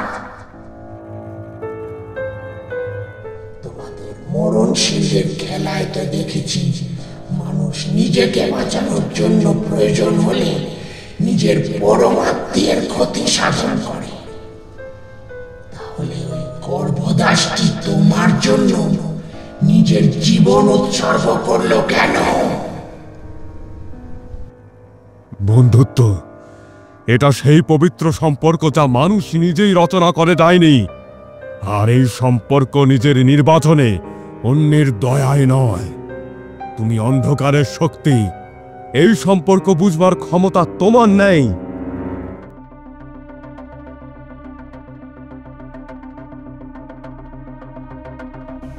চোখের জল শুকিয়ে সৃষ্টি হলো আগুন। নিজের কথা শেষ করে ভয়ঙ্কর গর্জন করে উঠলেন তারানাথ। তারপর দৌড়ে গেলেন ছায়াময় দুধধরার দিকে। দুধধরার কালো শক্তিপুঞ্জ থেকে আবার সক্রিয় হয়ে উঠল দ্বিতীয় একটি সুর। সেটিও এবার দ্রুত বেগে এগিয়ে চলল তারানাথের দিকে। বিনাশ আর তার শিকার এখন মুখোমুখি।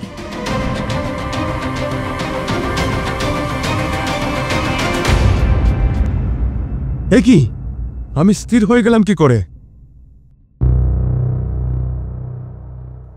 নিশ্চিত মৃত্যুবান সামনে থেকে এগিয়ে আসতে দেখেও দ্রুত পায়ে দুধধরার দিকে দৌড়ে যাচ্ছিলেন তারানাথ। বন্ধু রমানাথের শোচনীয় অন্তের পর আর পিছপা হয়ে থাকতে চাননি তিনি। মৃত্যু ভয় শব্দটিও যেন উধাও হয়ে গিয়েছিল তার অভিধান থেকে। কিন্তু কয়েক পা দৌড়ে এগিয়ে গিয়ে তিনি বুঝতে পারলেন আর এগোতে পারছেন না তিনি, শত চেষ্টা করেও। কোন এক অদৃশ্য শক্তি যেন গেঁথে দিয়েছে তাকে মাটির সাথে। তার চেতনা কাজ করছিল। তিনি স্পষ্ট দেখতে পাচ্ছিলেন তার মৃত্যুবান হয়ে এগিয়ে আসা সুরটিকে। ওটাও একরকম স্থির হয়ে দাঁড়িয়ে আছে কেন?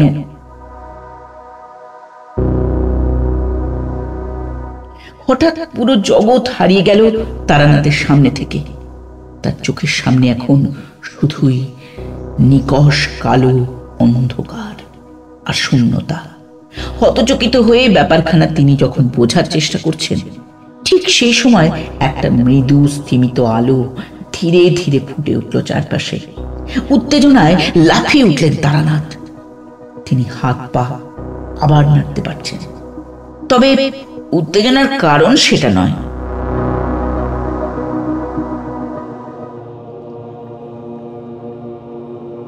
তার চোখের সামনে ধীরে ধীরে ফুটে উঠেছে বিরাট এক পাথর, আর সেই পাথরের পিছনে গোটা আকাশ জুড়ে সুবিশাল এক মুখ।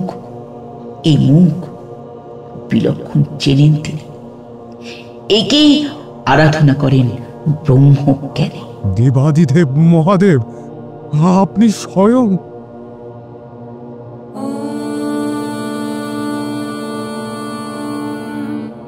নমঃ শিবায়। মহাদেবের প্রশান্ত সৌম্য মুক্তির চোখ বোঝা ছিল। তারানাথের কথায় এবারে ধীরে ধীরে খুলে গেল চোখ দুটি। একটা স্মিত হাসি হাসলেন তিনি। তারপর গমগমে গলায় বললেন, আমাদের মহাজাগতিক অস্তিত্বে মরণশীল দেহের কোনো স্থান নেই তারানাথ। তোমাকে মানসিকভাবে সতেজ করতে, তোমার মনের ভিতরে স্মৃতিতে ধরে রাখা অবয়বটির রূপ পরিগ্রহ করে আমি এসেছি তোমার কাছে।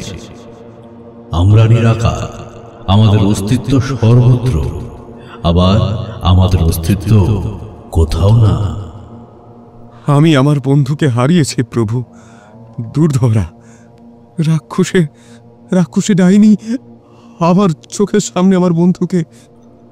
জানি, সাত পূর্ণাত্মার পবিত্র রচনা এই ব্রহ্মাণ্ড এবং তার মধ্যে থাকার সময় এবং তাকে ঘিরে থাকার সবকিছু। তারানাথ, সৃষ্টি স্থিতি লয় এক একটা মহাজাগতিক সত্য।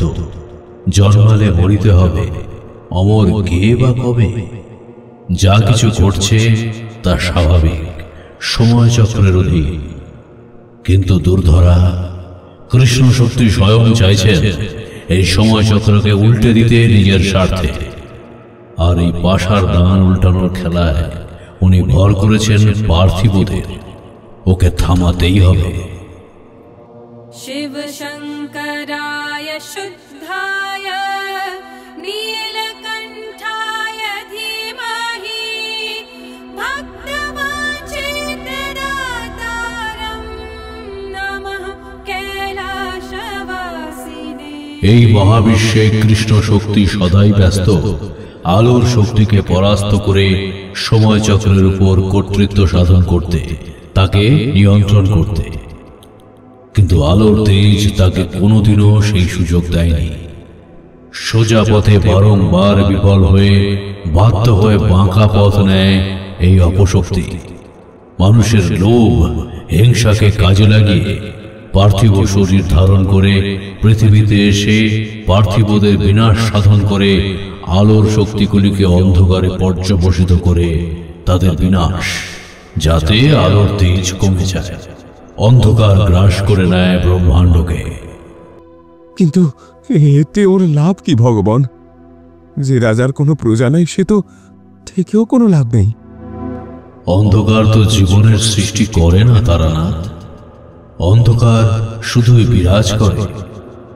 কোন সময় চক্র বা তার অনুসারী একক মরণশীলতার থাকা না থাকায় তার কিছুই এসে যায় না। ওকে থামাতে হবে। কিন্তু যেমনটি তোমাকে আমরা বলেছিলাম, কোন জৈবিক বা দৈবিক অস্ত্রে এই কৃষ্ণ শক্তিকে পরাস্ত করা যাবে না। তাহলে উপায় কি প্রভু? এই মহাবিশ্বে সবচেয়ে বড় অস্ত্র হলো জ্ঞান।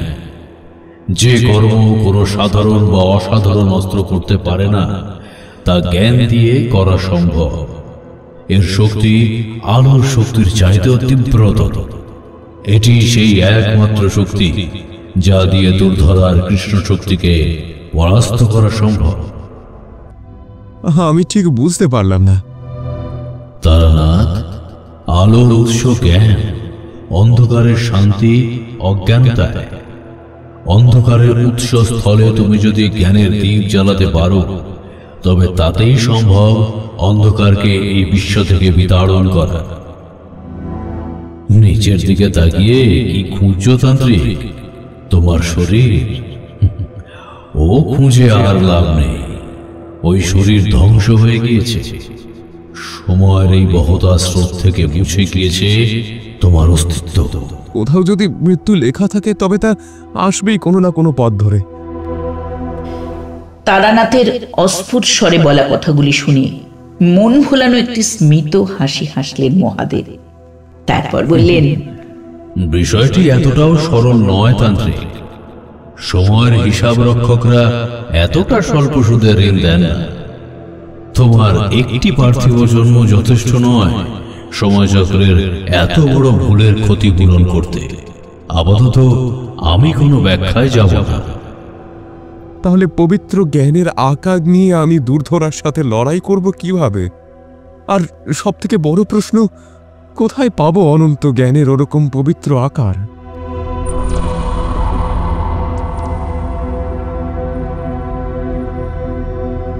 স্মিত হেসে হাতখানি সামনের দিকে একবার নাড়লেন মহাদেব। পরক্ষণে দ্রুত পরিবর্তন হলো দৃশ্যপট। চারিদিকের ঘোর অন্ধকারের মধ্যে হঠাৎ এক এক করে ফুটে উঠতে লাগলো অজস্র গ্রহ তারা ছায়াপথের অনাবিল সৌন্দর্য। তারই মাঝখানে মুখোমুখি দাঁড়িয়ে তারানাথ আর দেবাদিদেব স্বয়ং। পরম জ্ঞানী কাকভূষণটির কথা শুনেছ তারানাথ? শোনি তো? বেশ, তবে শোনো, সংক্ষেপে বলি।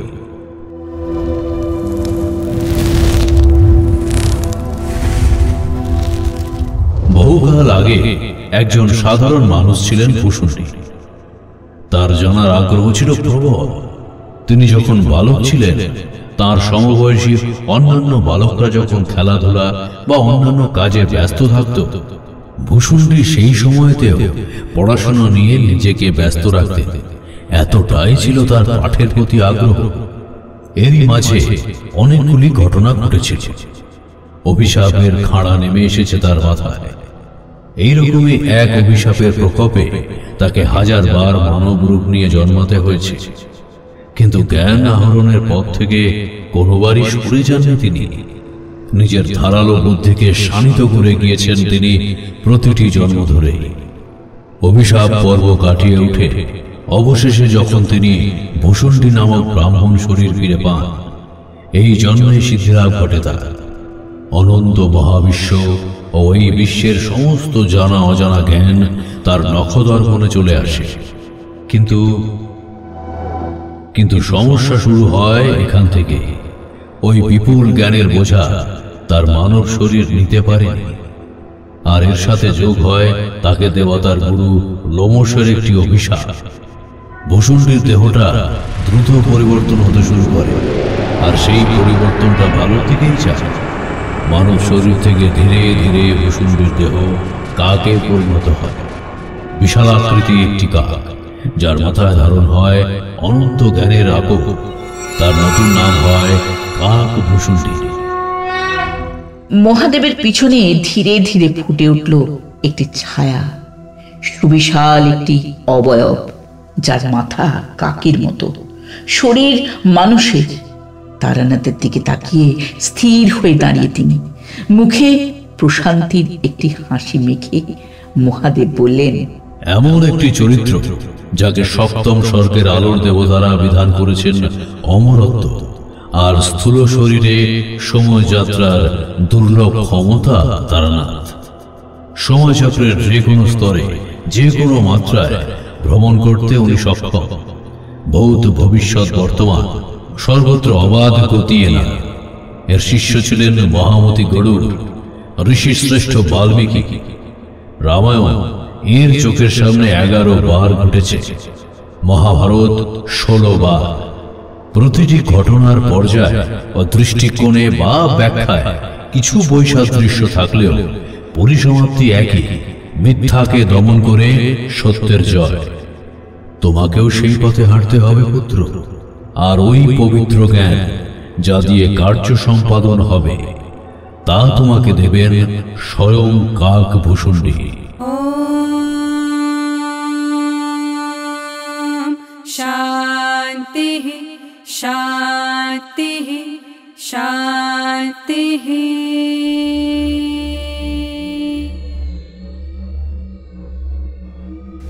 ধীরে ধীরে মিলিয়ে গেলেন মহাদেব। সামনে এখন শুধুই কাক ভূষণ্ডী। তারানাথ তাকে প্রণাম জানিয়ে বললেন, দুর্ধরার মতো আগ্রাসী কৃষ্ণ শক্তির আগ্রাসন রোধ করার জন্য প্রয়োজন আপনার মস্তিষ্কে সঞ্চিত পবিত্র জ্ঞানের আকার। হে মহাজ্ঞানী, আমায় পথ দেখান প্রভু। সৃষ্টি এখন প্রায় ধ্বংসের মুখে দাঁড়িয়ে তারানাথ। এই অবস্থায় মহাদেবের নির্দেশ অমান্য করা পাপ। পার্থিবদের নিজস্ব মূর্খতা আর অবিমৃষ্যকারিতার জন্যই একদিন তাদের বিনাশ হবে, কিন্তু তা হবে স্বাভাবিক নিয়ম। প্রতিটি বিনাশ থেকে উঠে আসবে নতুন সৃষ্টি, এটাই কালচক্রের নিয়ম, বিধির বিধান।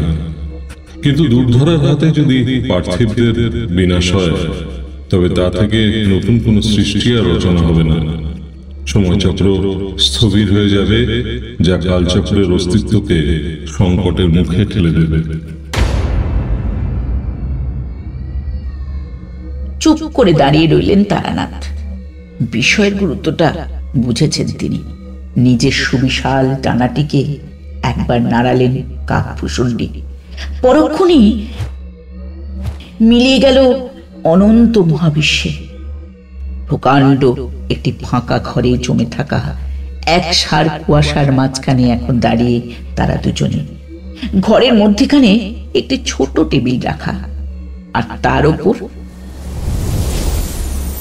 শত মশালের আলো ছড়ানো গোলাকার একটি সাদা রঙা উজ্জ্বল বস্তু, যার আয়তন কোনো মতেই একটি ফুটবলের চেয়ে বড় নয়, বরং কিছুটা ছোটই। এই কি তবে সেই বহু চর্চিত জ্ঞানের আকর, কাক ভূষণ্ডীর মস্তিষ্ক? হাঁ করে সেটির দিকে তাকিয়েছিলেন তারানাথ।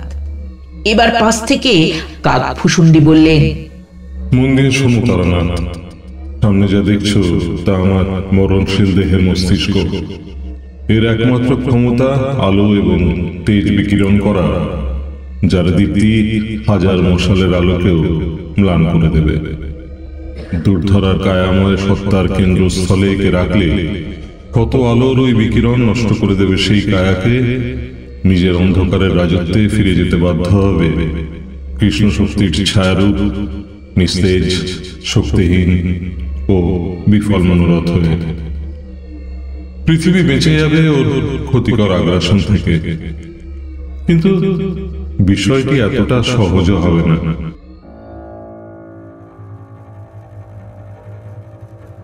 দুর্ধরা নিজের পার্থিব কায়ার চারপাশে গড়ে তুলেছে অনন্ত শক্তির এক ছায়ার দেওয়াল।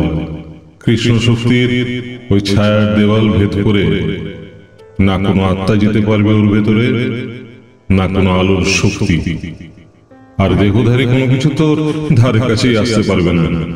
কারণ শরীর ঘিরে থাকা তমসার চাদর শত ভাগে ভেঙে দূরে ধেয়ে গিয়ে মুহূর্তে বিনষ্ট করে দেবে সেই পার্থিব শরীরকে, ওর আত্মাকে কার্যত শুষে নিয়ে। তাহলে কিভাবে আমি ওর শরীর অবধি পৌঁছবো প্রভু? এ তো কার্যত অসম্ভব। সেটাই তো আমি দেখতে চাই তারানাথ, তুমি আমার মস্তিষ্ক বহন করবার উপযোগী কিনা। মাথা নিচু করে ভাবতে লাগলেন তারানাথ। এ বড় জটিল ধাঁধা যে দুর্ধরাকে ঘিরে থাকা অনন্ত কৃষ্ণ শক্তির চাদরকে অতিক্রম করে কিভাবে সম্ভব তার কায়াতে এই মৃত্যুবান গীতে আসা। মাথা নিচু করে এক মনে ভাবতে লাগলেন তারানাথ। পরিস্থিতি অত্যন্ত জটিল। এই ধাঁধার সমাধান কি হবে?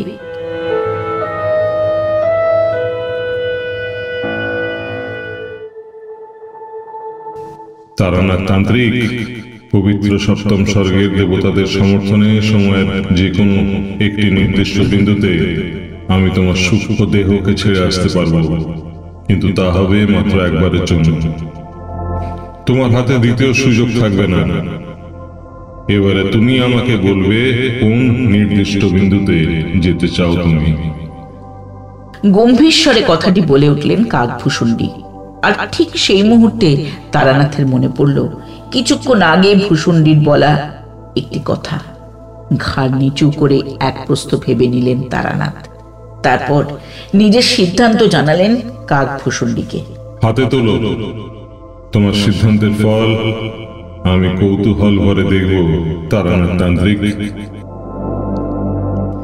টেবিলের উপর রাখা গোলাকার আলোকদীপ্ত বস্তুটির দিকে নাটকীয়ভাবে নিজের একটি ডানা বাড়িয়ে ধরলেন কাকভূষুণ্ডী।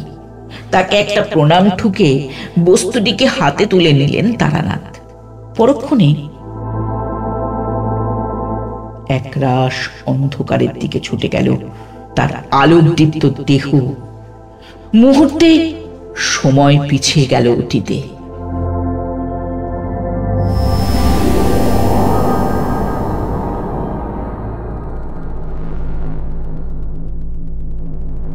চিত্রল ঘাড় ঘুরিয়ে সহযোদ্ধার দিকে ফিরে তাকালেন আরিহান্ত।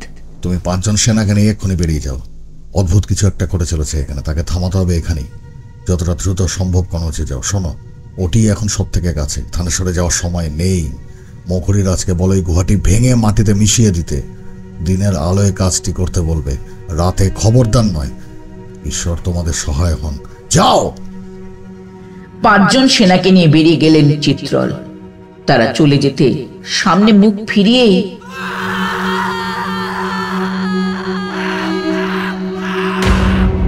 হঠাৎ দুটি সমবেত কর্কশ চিৎকার ভেসে এলো সামনের দিক থেকে। দলপতি আরিহান্তের চোখের সামনে ঘটে গেল আশ্চর্য একটি ঘটনা। ধ্বনি আর আকস্য দুজনেই দাঁড়িয়েছিলেন পাশাপাশি, তাকিয়েছিলেন সামনে ফুটে ওঠা মুখচ্ছবিটির দিকে হাসি মুখে। এবারে হঠাৎ সেই লাল অগ্নিময় বৃত্তের বলয় থেকে আচমকা বেরিয়ে এলো যেন দুটি অগ্নিময় সুর। আষ্টে পৃষ্ঠে জড়িয়ে ধরল সেগুলি সামনেই দাঁড়িয়ে থাকা ধ্বনি আর আকস্যকে। একই সাথে মরণ চিৎকার করে ছটফট করে উঠেছিলেন দুজনে, কিন্তু তাতে কিছু লাভ হলো না। বাকিদের চোখের সামনে সেই দেহ দুটি সুঁড়ে বাঁধা অবস্থায় কয়েক মুহূর্তে পরিণত হলো গলিত আগুনের মণ্ডে। তারপর দুটি গলিত বিকৃত দেহ মিশে গেল একসাথে, পরিণত হলো একটি দানবীয় বায়বীয় দেহে। সেই দেহটির ধর পুরুষের, মুন্ডু রমণীর, কৃষ্ণবর্ণের একটি কুয়াশার তন্তুময় চাদর যেন ঘিরে রয়েছে সমস্ত দেহটা জুড়ে। কিন্তু বিকট সেই সম্পূর্ণ দেহের আকার, বিভৎস সেই মুখের প্রকৃতি, তখনও হাঁ করা ছিল ওই বিকট দানবীয় দেহ। এবারে সকলে দেখলেন লাল অগ্নিময় সেই কুয়াশার খুলে যাওয়া মুখটির ভিতরে প্রথম উদয় হওয়া অশুভ সেই রমণী মুক্তি উধাও। পরিবর্তে লাল আভার একটি গলে যাওয়ার স্রোত মসৃণ ভাবে সম্পূর্ণ ঢুকে গেল সামনে দাঁড়িয়ে থাকা দানব শরীরের ভিতরে, সেটির খোলা হা মুখ দিয়ে। এইবারে শোনা গেল অপার্থিব গলায় বিকট একটি হেঁড়ে একটানা চিৎকার। পর মুহূর্তে সেই কালো রঙের কুয়াশার চাদরে মোড়া দানবীয় বায়বীয় শরীরটি ঘুরে দাঁড়ালো আরিহান্তের দিকে মুখ করে। খুলে গেল জ্বলন্ত অপার্থিব উজ্জ্বল দুটি চোখ। সেই চোখের দৃষ্টি শটাং তাদের দিকে নিবদ্ধ, কিন্তু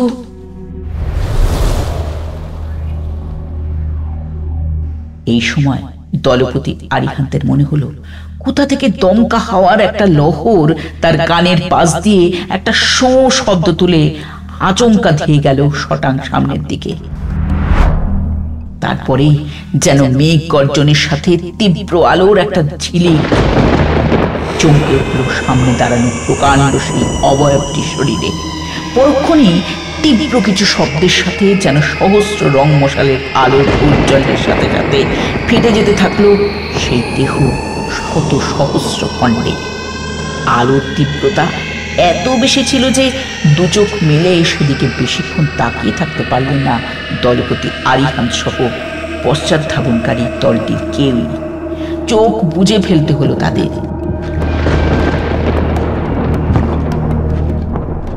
আলোর ঝলকানি কমতে নিশ্চিত অন্ধকার নেমে এলো ঘরে। মশাল চালো। গোটা ঘরে আর কোথাও কিছু নেই, শুধু সামনে চওড়া বেদিতে একে অপরের উপর ঘনিষ্ঠ আলিঙ্গনবদ্ধ অবস্থায় পড়ে দুটি মৃতদেহ। জট বাঁধা অবস্থায় যেন তালগোল পাকিয়ে ঘেঁটে গলে মিশে গিয়েছে দেহ দুটি একে অপরের সাথে। বিকৃত গলিত মুখ দুটিতে কোনো মতে চেনা যাচ্ছে ধনী আর আকর্ষকে, যেন পাশাপাশি শুয়ে থাকা অবস্থায় তাদের উপর দিয়ে বয়ে গিয়েছে গলিত গরম লাভা স্রোত। হাঁ করে মৃতদেহ দুটির দিকে কিছুক্ষণ তাকিয়ে রইলেন দলপতি আরিহান্ত। তার অনুগত সেনার দল দাঁড়িয়েছিল তার ঠিক পিছনেই। সকলেই দেখেছেন মৃতদেহ দুটিকে। সকলের মুখের দিকে এক ঝলক তাকিয়ে নিয়ে গলা ছেড়ে নিলেন তিনি প্রথমে। গলা শুকিয়ে কাঠ হয়ে গিয়েছিল তার। এবার তিনি বললেন, এই ঘরে, এই গুহায় শয়তান কোনোভাবে বাসা বেঁধেছিল যোদ্ধারা। ঈশ্বরের অসীম কৃপায় আমরা সকলেই বেঁচে গিয়েছি। চিত্রল কনৌজের দিকে যাত্রা করেছে, আমরাও এখন তাই করব। কিন্তু ঈশ্বরের দিব্যি, আমরা এই অশুভ দেহ দুটিকে আগুনে পুড়িয়ে দেবো, যাতে এদের অশুভ আত্মা ভালো ভালো অনন্ত লোকের দিকে যাত্রা করে। এখানে ঝামেলা পাকাবার জন্য যেন কোনো শরীর খুঁজে না পায়। বিকাশ, উৎপল, এই দেহগুলিতে অগ্নিসংযোগ করো। কাল সকালে এই গুহা আমরা ভেঙে দেব কনৌজের সহযোগিতায়।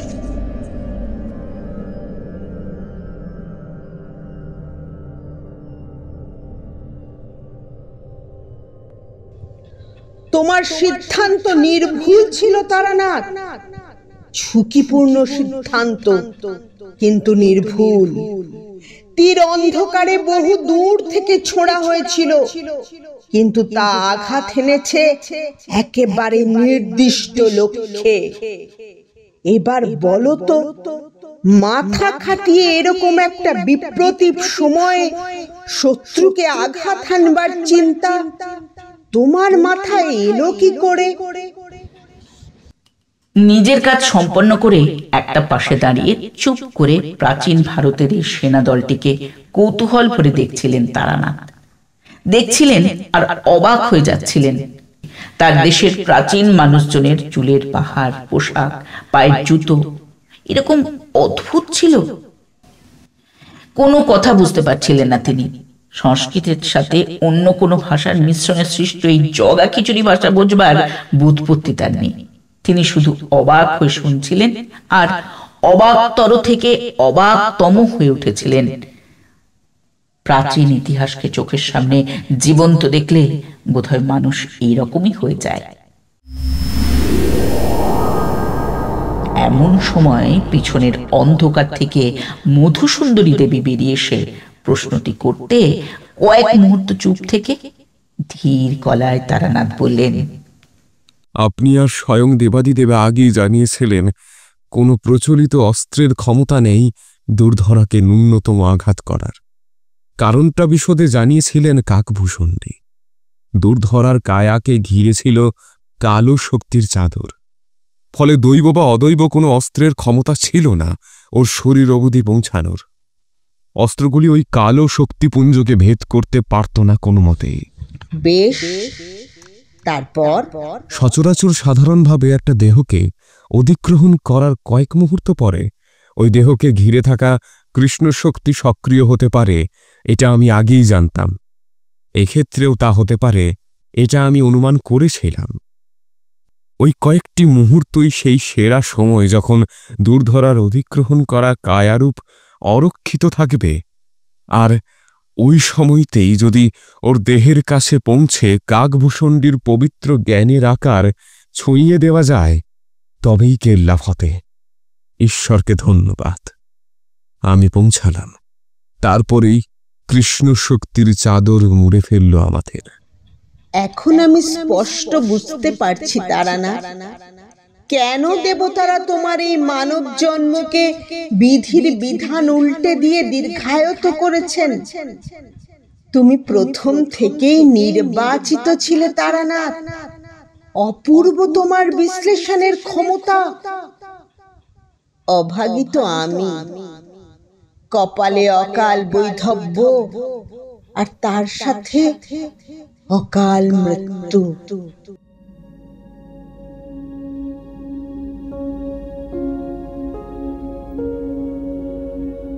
মধুসুন্দরী দেবীর শেষ কথাটা শুনে নড়ে চড়ে উঠলেন তারানাথ।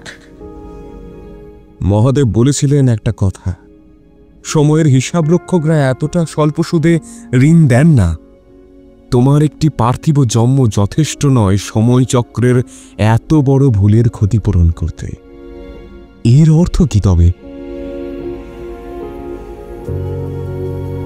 আমাকে একটা কথা বলুন তো দেবী, আপনি বলেছিলেন কোথাও যদি মৃত্যু লেখা থাকে তবে তা আসবেই কোনো না কোনো পথ ধরে। এই কথাটির আংশিক সত্য আমি ধরতে পেরেছি। যে ঘটমান সময়কালে আমার দেহ ছিল তা তো শেষ হয়ে গিয়েছে। বিধির বিধান পূরণ হয়েছে বটে, তবে তা কয়েক মুহূর্ত বিলম্বে। কিন্তু কোথাও যেন একটা খামতি রয়ে গিয়েছে। মুর্শিদাবাদের ৭ই গ্রাম আপনার স্বামী, অর্থাৎ আমার পূর্বজন্মের অকাল মৃত্যু, সেটা আমার বর্তমান জন্মকে দীর্ঘায়িত করবার জন্য, তাই না?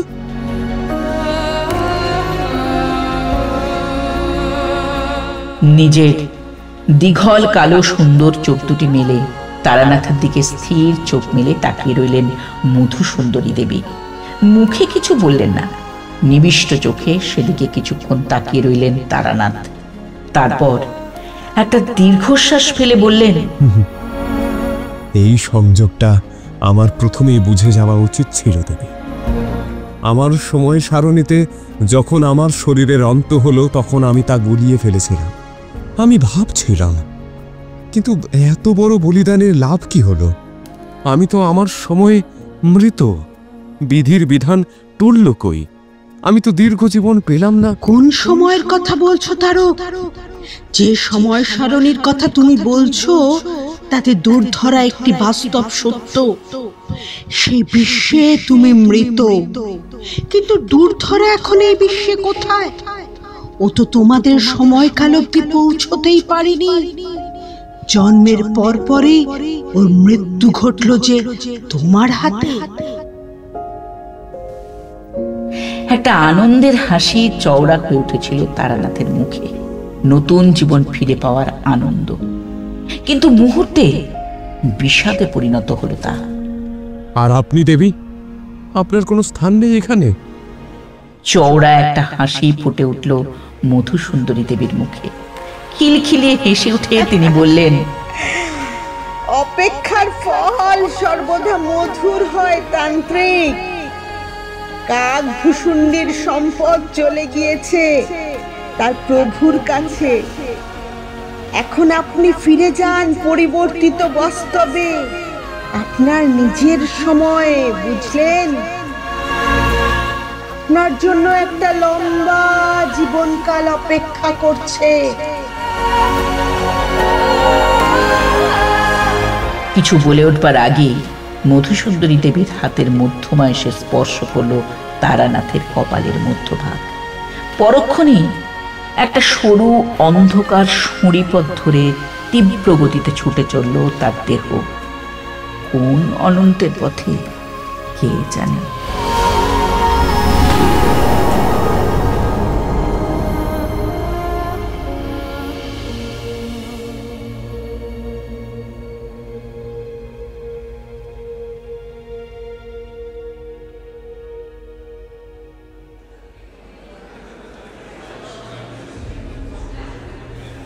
অদ্ভুত কিছু ধোঁয়া ওঠা মৃদু গুঞ্জনের শব্দ আর কোলাহলের মধ্যে যেন ঘুম ভাঙল তারানাথের।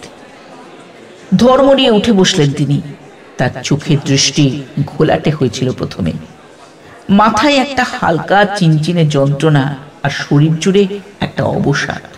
উঠে বসবার বেশ কিছুক্ষণ পর ধীরে ধীরে ঘোলাটে ভাবটা কেটে গিয়ে চোখের দৃষ্টি স্বাভাবিক হতে তিনি আশেপাশে মাথা ঘুরিয়ে তাকাতে অবাক হয়ে গেলেন। কুলি মজুরের পোশাক পরা একদল স্বদেশী লোক ছড়িয়ে ছিটিয়ে দাঁড়িয়ে আশেপাশে ভিড় করে, সকলেই বেশ কৌতূহলী, অবাক চোখে তাকিয়ে তার দিকে। তারা ভাই, ভাই তারা, চোখ মেলো ভাইটি।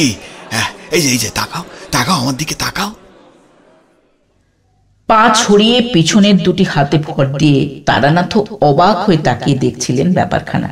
এমন সময় পিছন থেকে পরিচিত কণ্ঠে কাতর মিনতি শুনে ধীরে ধীরে উনি মাথা ঘোরালেন পিছনে। রমানাথ। তিনি ঝুঁকে দাঁড়িয়ে উদ্বিগ্নভাবে তাকিয়ে তার দিকে। কিন্তু রমানাথ এখন এখানে কি করছেন? তিনি মারা গেলেন যে আগের দিন, দূরধরার হাতের বিষাক্ত ছোঁয়ায়। ভাই রমা। আর কিছু বলতে পারলেন না তারানাথ। গভীর আবেগে বসা অবস্থাতেই তিনি জড়িয়ে ধরলেন বন্ধুকে। তিনি ভেবেছিলেন রমা অনন্ত লোকে চলে গিয়েছেন চিরদিনের মতো, কিন্তু এখন তাকে আবার চোখের সামনে সুস্থ স্বাভাবিকভাবে চলতে ফিরতে দেখে আবেগ বাঁধা বাঁধল না তার। শিশুদের মতন কেঁদে উঠলেন তিনি রমানাথকে জড়িয়ে। বেশ কিছুক্ষণ পর কান্না থামলে এবার হঠাৎ পিছন থেকে ভেসে এলো ভারী একটা গলা। But Tara, never knew you two are sleepwalkers. Are not you, boys? Lawrence সাহেব বন্ধু ফ্রিজারকে নিয়ে দাঁড়িয়ে আছেন তাদের থেকে মাত্র কয়েক হাত পিছনে। সজল চোখে হাসি মুখে তাদের দিকে কিছুক্ষণ তাকিয়ে রইলেন হাঁ করে। তারপর বন্ধু রমানাথের সহায়তায় ধীরে ধীরে উঠে দাঁড়িয়ে একটা নমস্কার জানিয়ে তিনি বললেন, আজকের সকালটা সত্যিই অন্যরকম সাহেব। আপনাদের মাইনিং এর কাজে নিযুক্ত এইসব কর্মীদের এবং অবশ্যই আমার বন্ধু, আমার ভাই রমাকান্তকে আমার পাশে দেখতে পেয়ে আমার যে আনন্দ হচ্ছে তা আপনাদের বলে বোঝাতে পারবো না। একটাই শুধু প্রশ্ন, আমি এখানে এসে পৌঁছালাম কি করে তা যদি অনুগ্রহ করে একটু বলেন। ইয়ে ভাই তারা, আমরা রাত্রিরে শুয়েছিলাম ফরেস্ট বাংলোয়। হ্যাঁ, এ কথা আমার ওই স্পষ্ট মনে আছে এবং মনে পড়ছে। কিন্তু তারপর এখানে যে কখন আমরা এলাম আর কিভাবে এলাম, হ্যাঁ মানে আজ সকালে প্রথমে আমারই ঘুম ভাঙে। এখানে স্থানীয় মজুররা কাজ করতে এসে আমাদের দেখতে পেয়ে প্রথমে পালিয়ে যায়, পরে ওরাই অবশ্যই সিনিয়র অবজারভারদের ডেকে নিয়ে আসে আমাদের কাছে। ওনারাই লরেন্স সাহেবদের খবর পাঠান। মাইনিং এর উপযোগী পোশাক পরা কয়েকজন সাহেব দাঁড়িয়েছিলেন দূরে এক জায়গায় জড় হয়ে।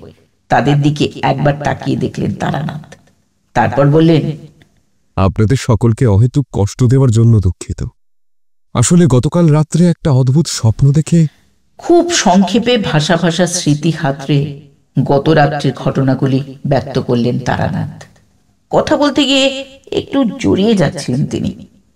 বিস্মিত হয়ে গিয়েছিলেন এই ভেবে অনেক কিছুই তার মনে পড়ছে না, কিরকম যেন ধোঁয়া ধোঁয়া হয়ে যাচ্ছে স্মৃতিগুলো। অনেক কষ্টে থেমে থেমে কথাগুলি শেষ করে তিনি বললেন, রাত্রিবেলায় আমি এখানে কখন এলাম কিছুই মনে পড়ছে না সাহেব। আচ্ছা, ইউ আর ওভারস্ট্রেসড। গতকাল হোল যে ওই নরখাদক বাঘটার পিছু ধাওয়া করে বিকালে মর্নিং সাইড দেখে তোমাদের দুজনেরই শরীর খারাপ ছিল। এটাই তোমাদের দুজনকে মনের অজান্তে এনে ফেলেছে এখানে। ওকে, কোনো ব্যাপার না, আজ সারাদিন রেস্ট নিলেই আশা করি well gentleman, you may resume your job. ছাড়া চলে এসো ছাড়া।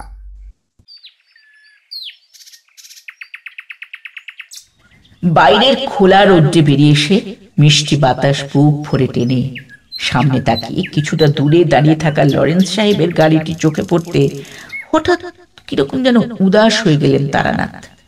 তার স্মৃতি কোঠায় হঠাৎ যেন ভেসে এলো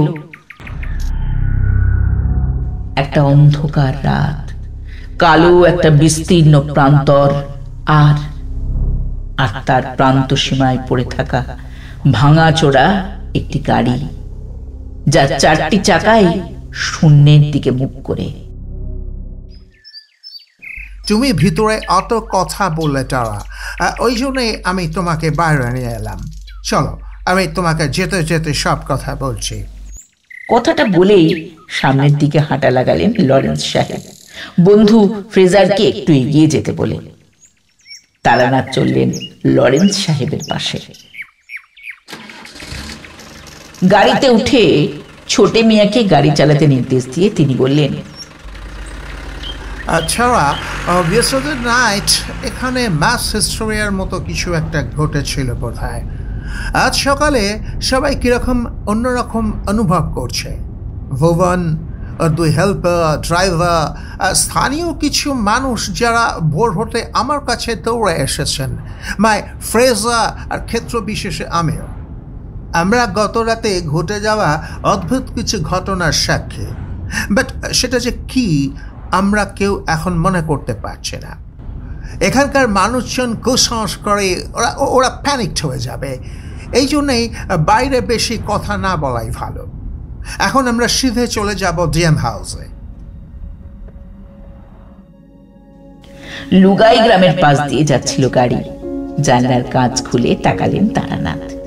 দু তিনটি অল্প বয়সী মেয়ে গ্রামের সীমানার বাইরে চষা মাঠে চুকিতকিত খেলছে নিজেদের মধ্যে। দুই চোখে প্রশান্তির দৃষ্টি নিয়ে সেদিকে তাকিয়েছিলেন তারানাথ। এর অর্থ লুগাই জীবন্ত অক্ষত। আশা করা যায় দিঘুরিয়াও তাই। নাও টেল মি টোরা, ঠিক করে বলো তো তুমি কি দেখেছিলে গতকাল রাত্রে? নরম চোখ মেলে তারানাথ তাকিয়ে রইলেন পাশে বসে থাকা লরেন্স সাহেবের দিকে। গাড়ি ছুটে চলল গন্তব্য লক্ষ্য করে।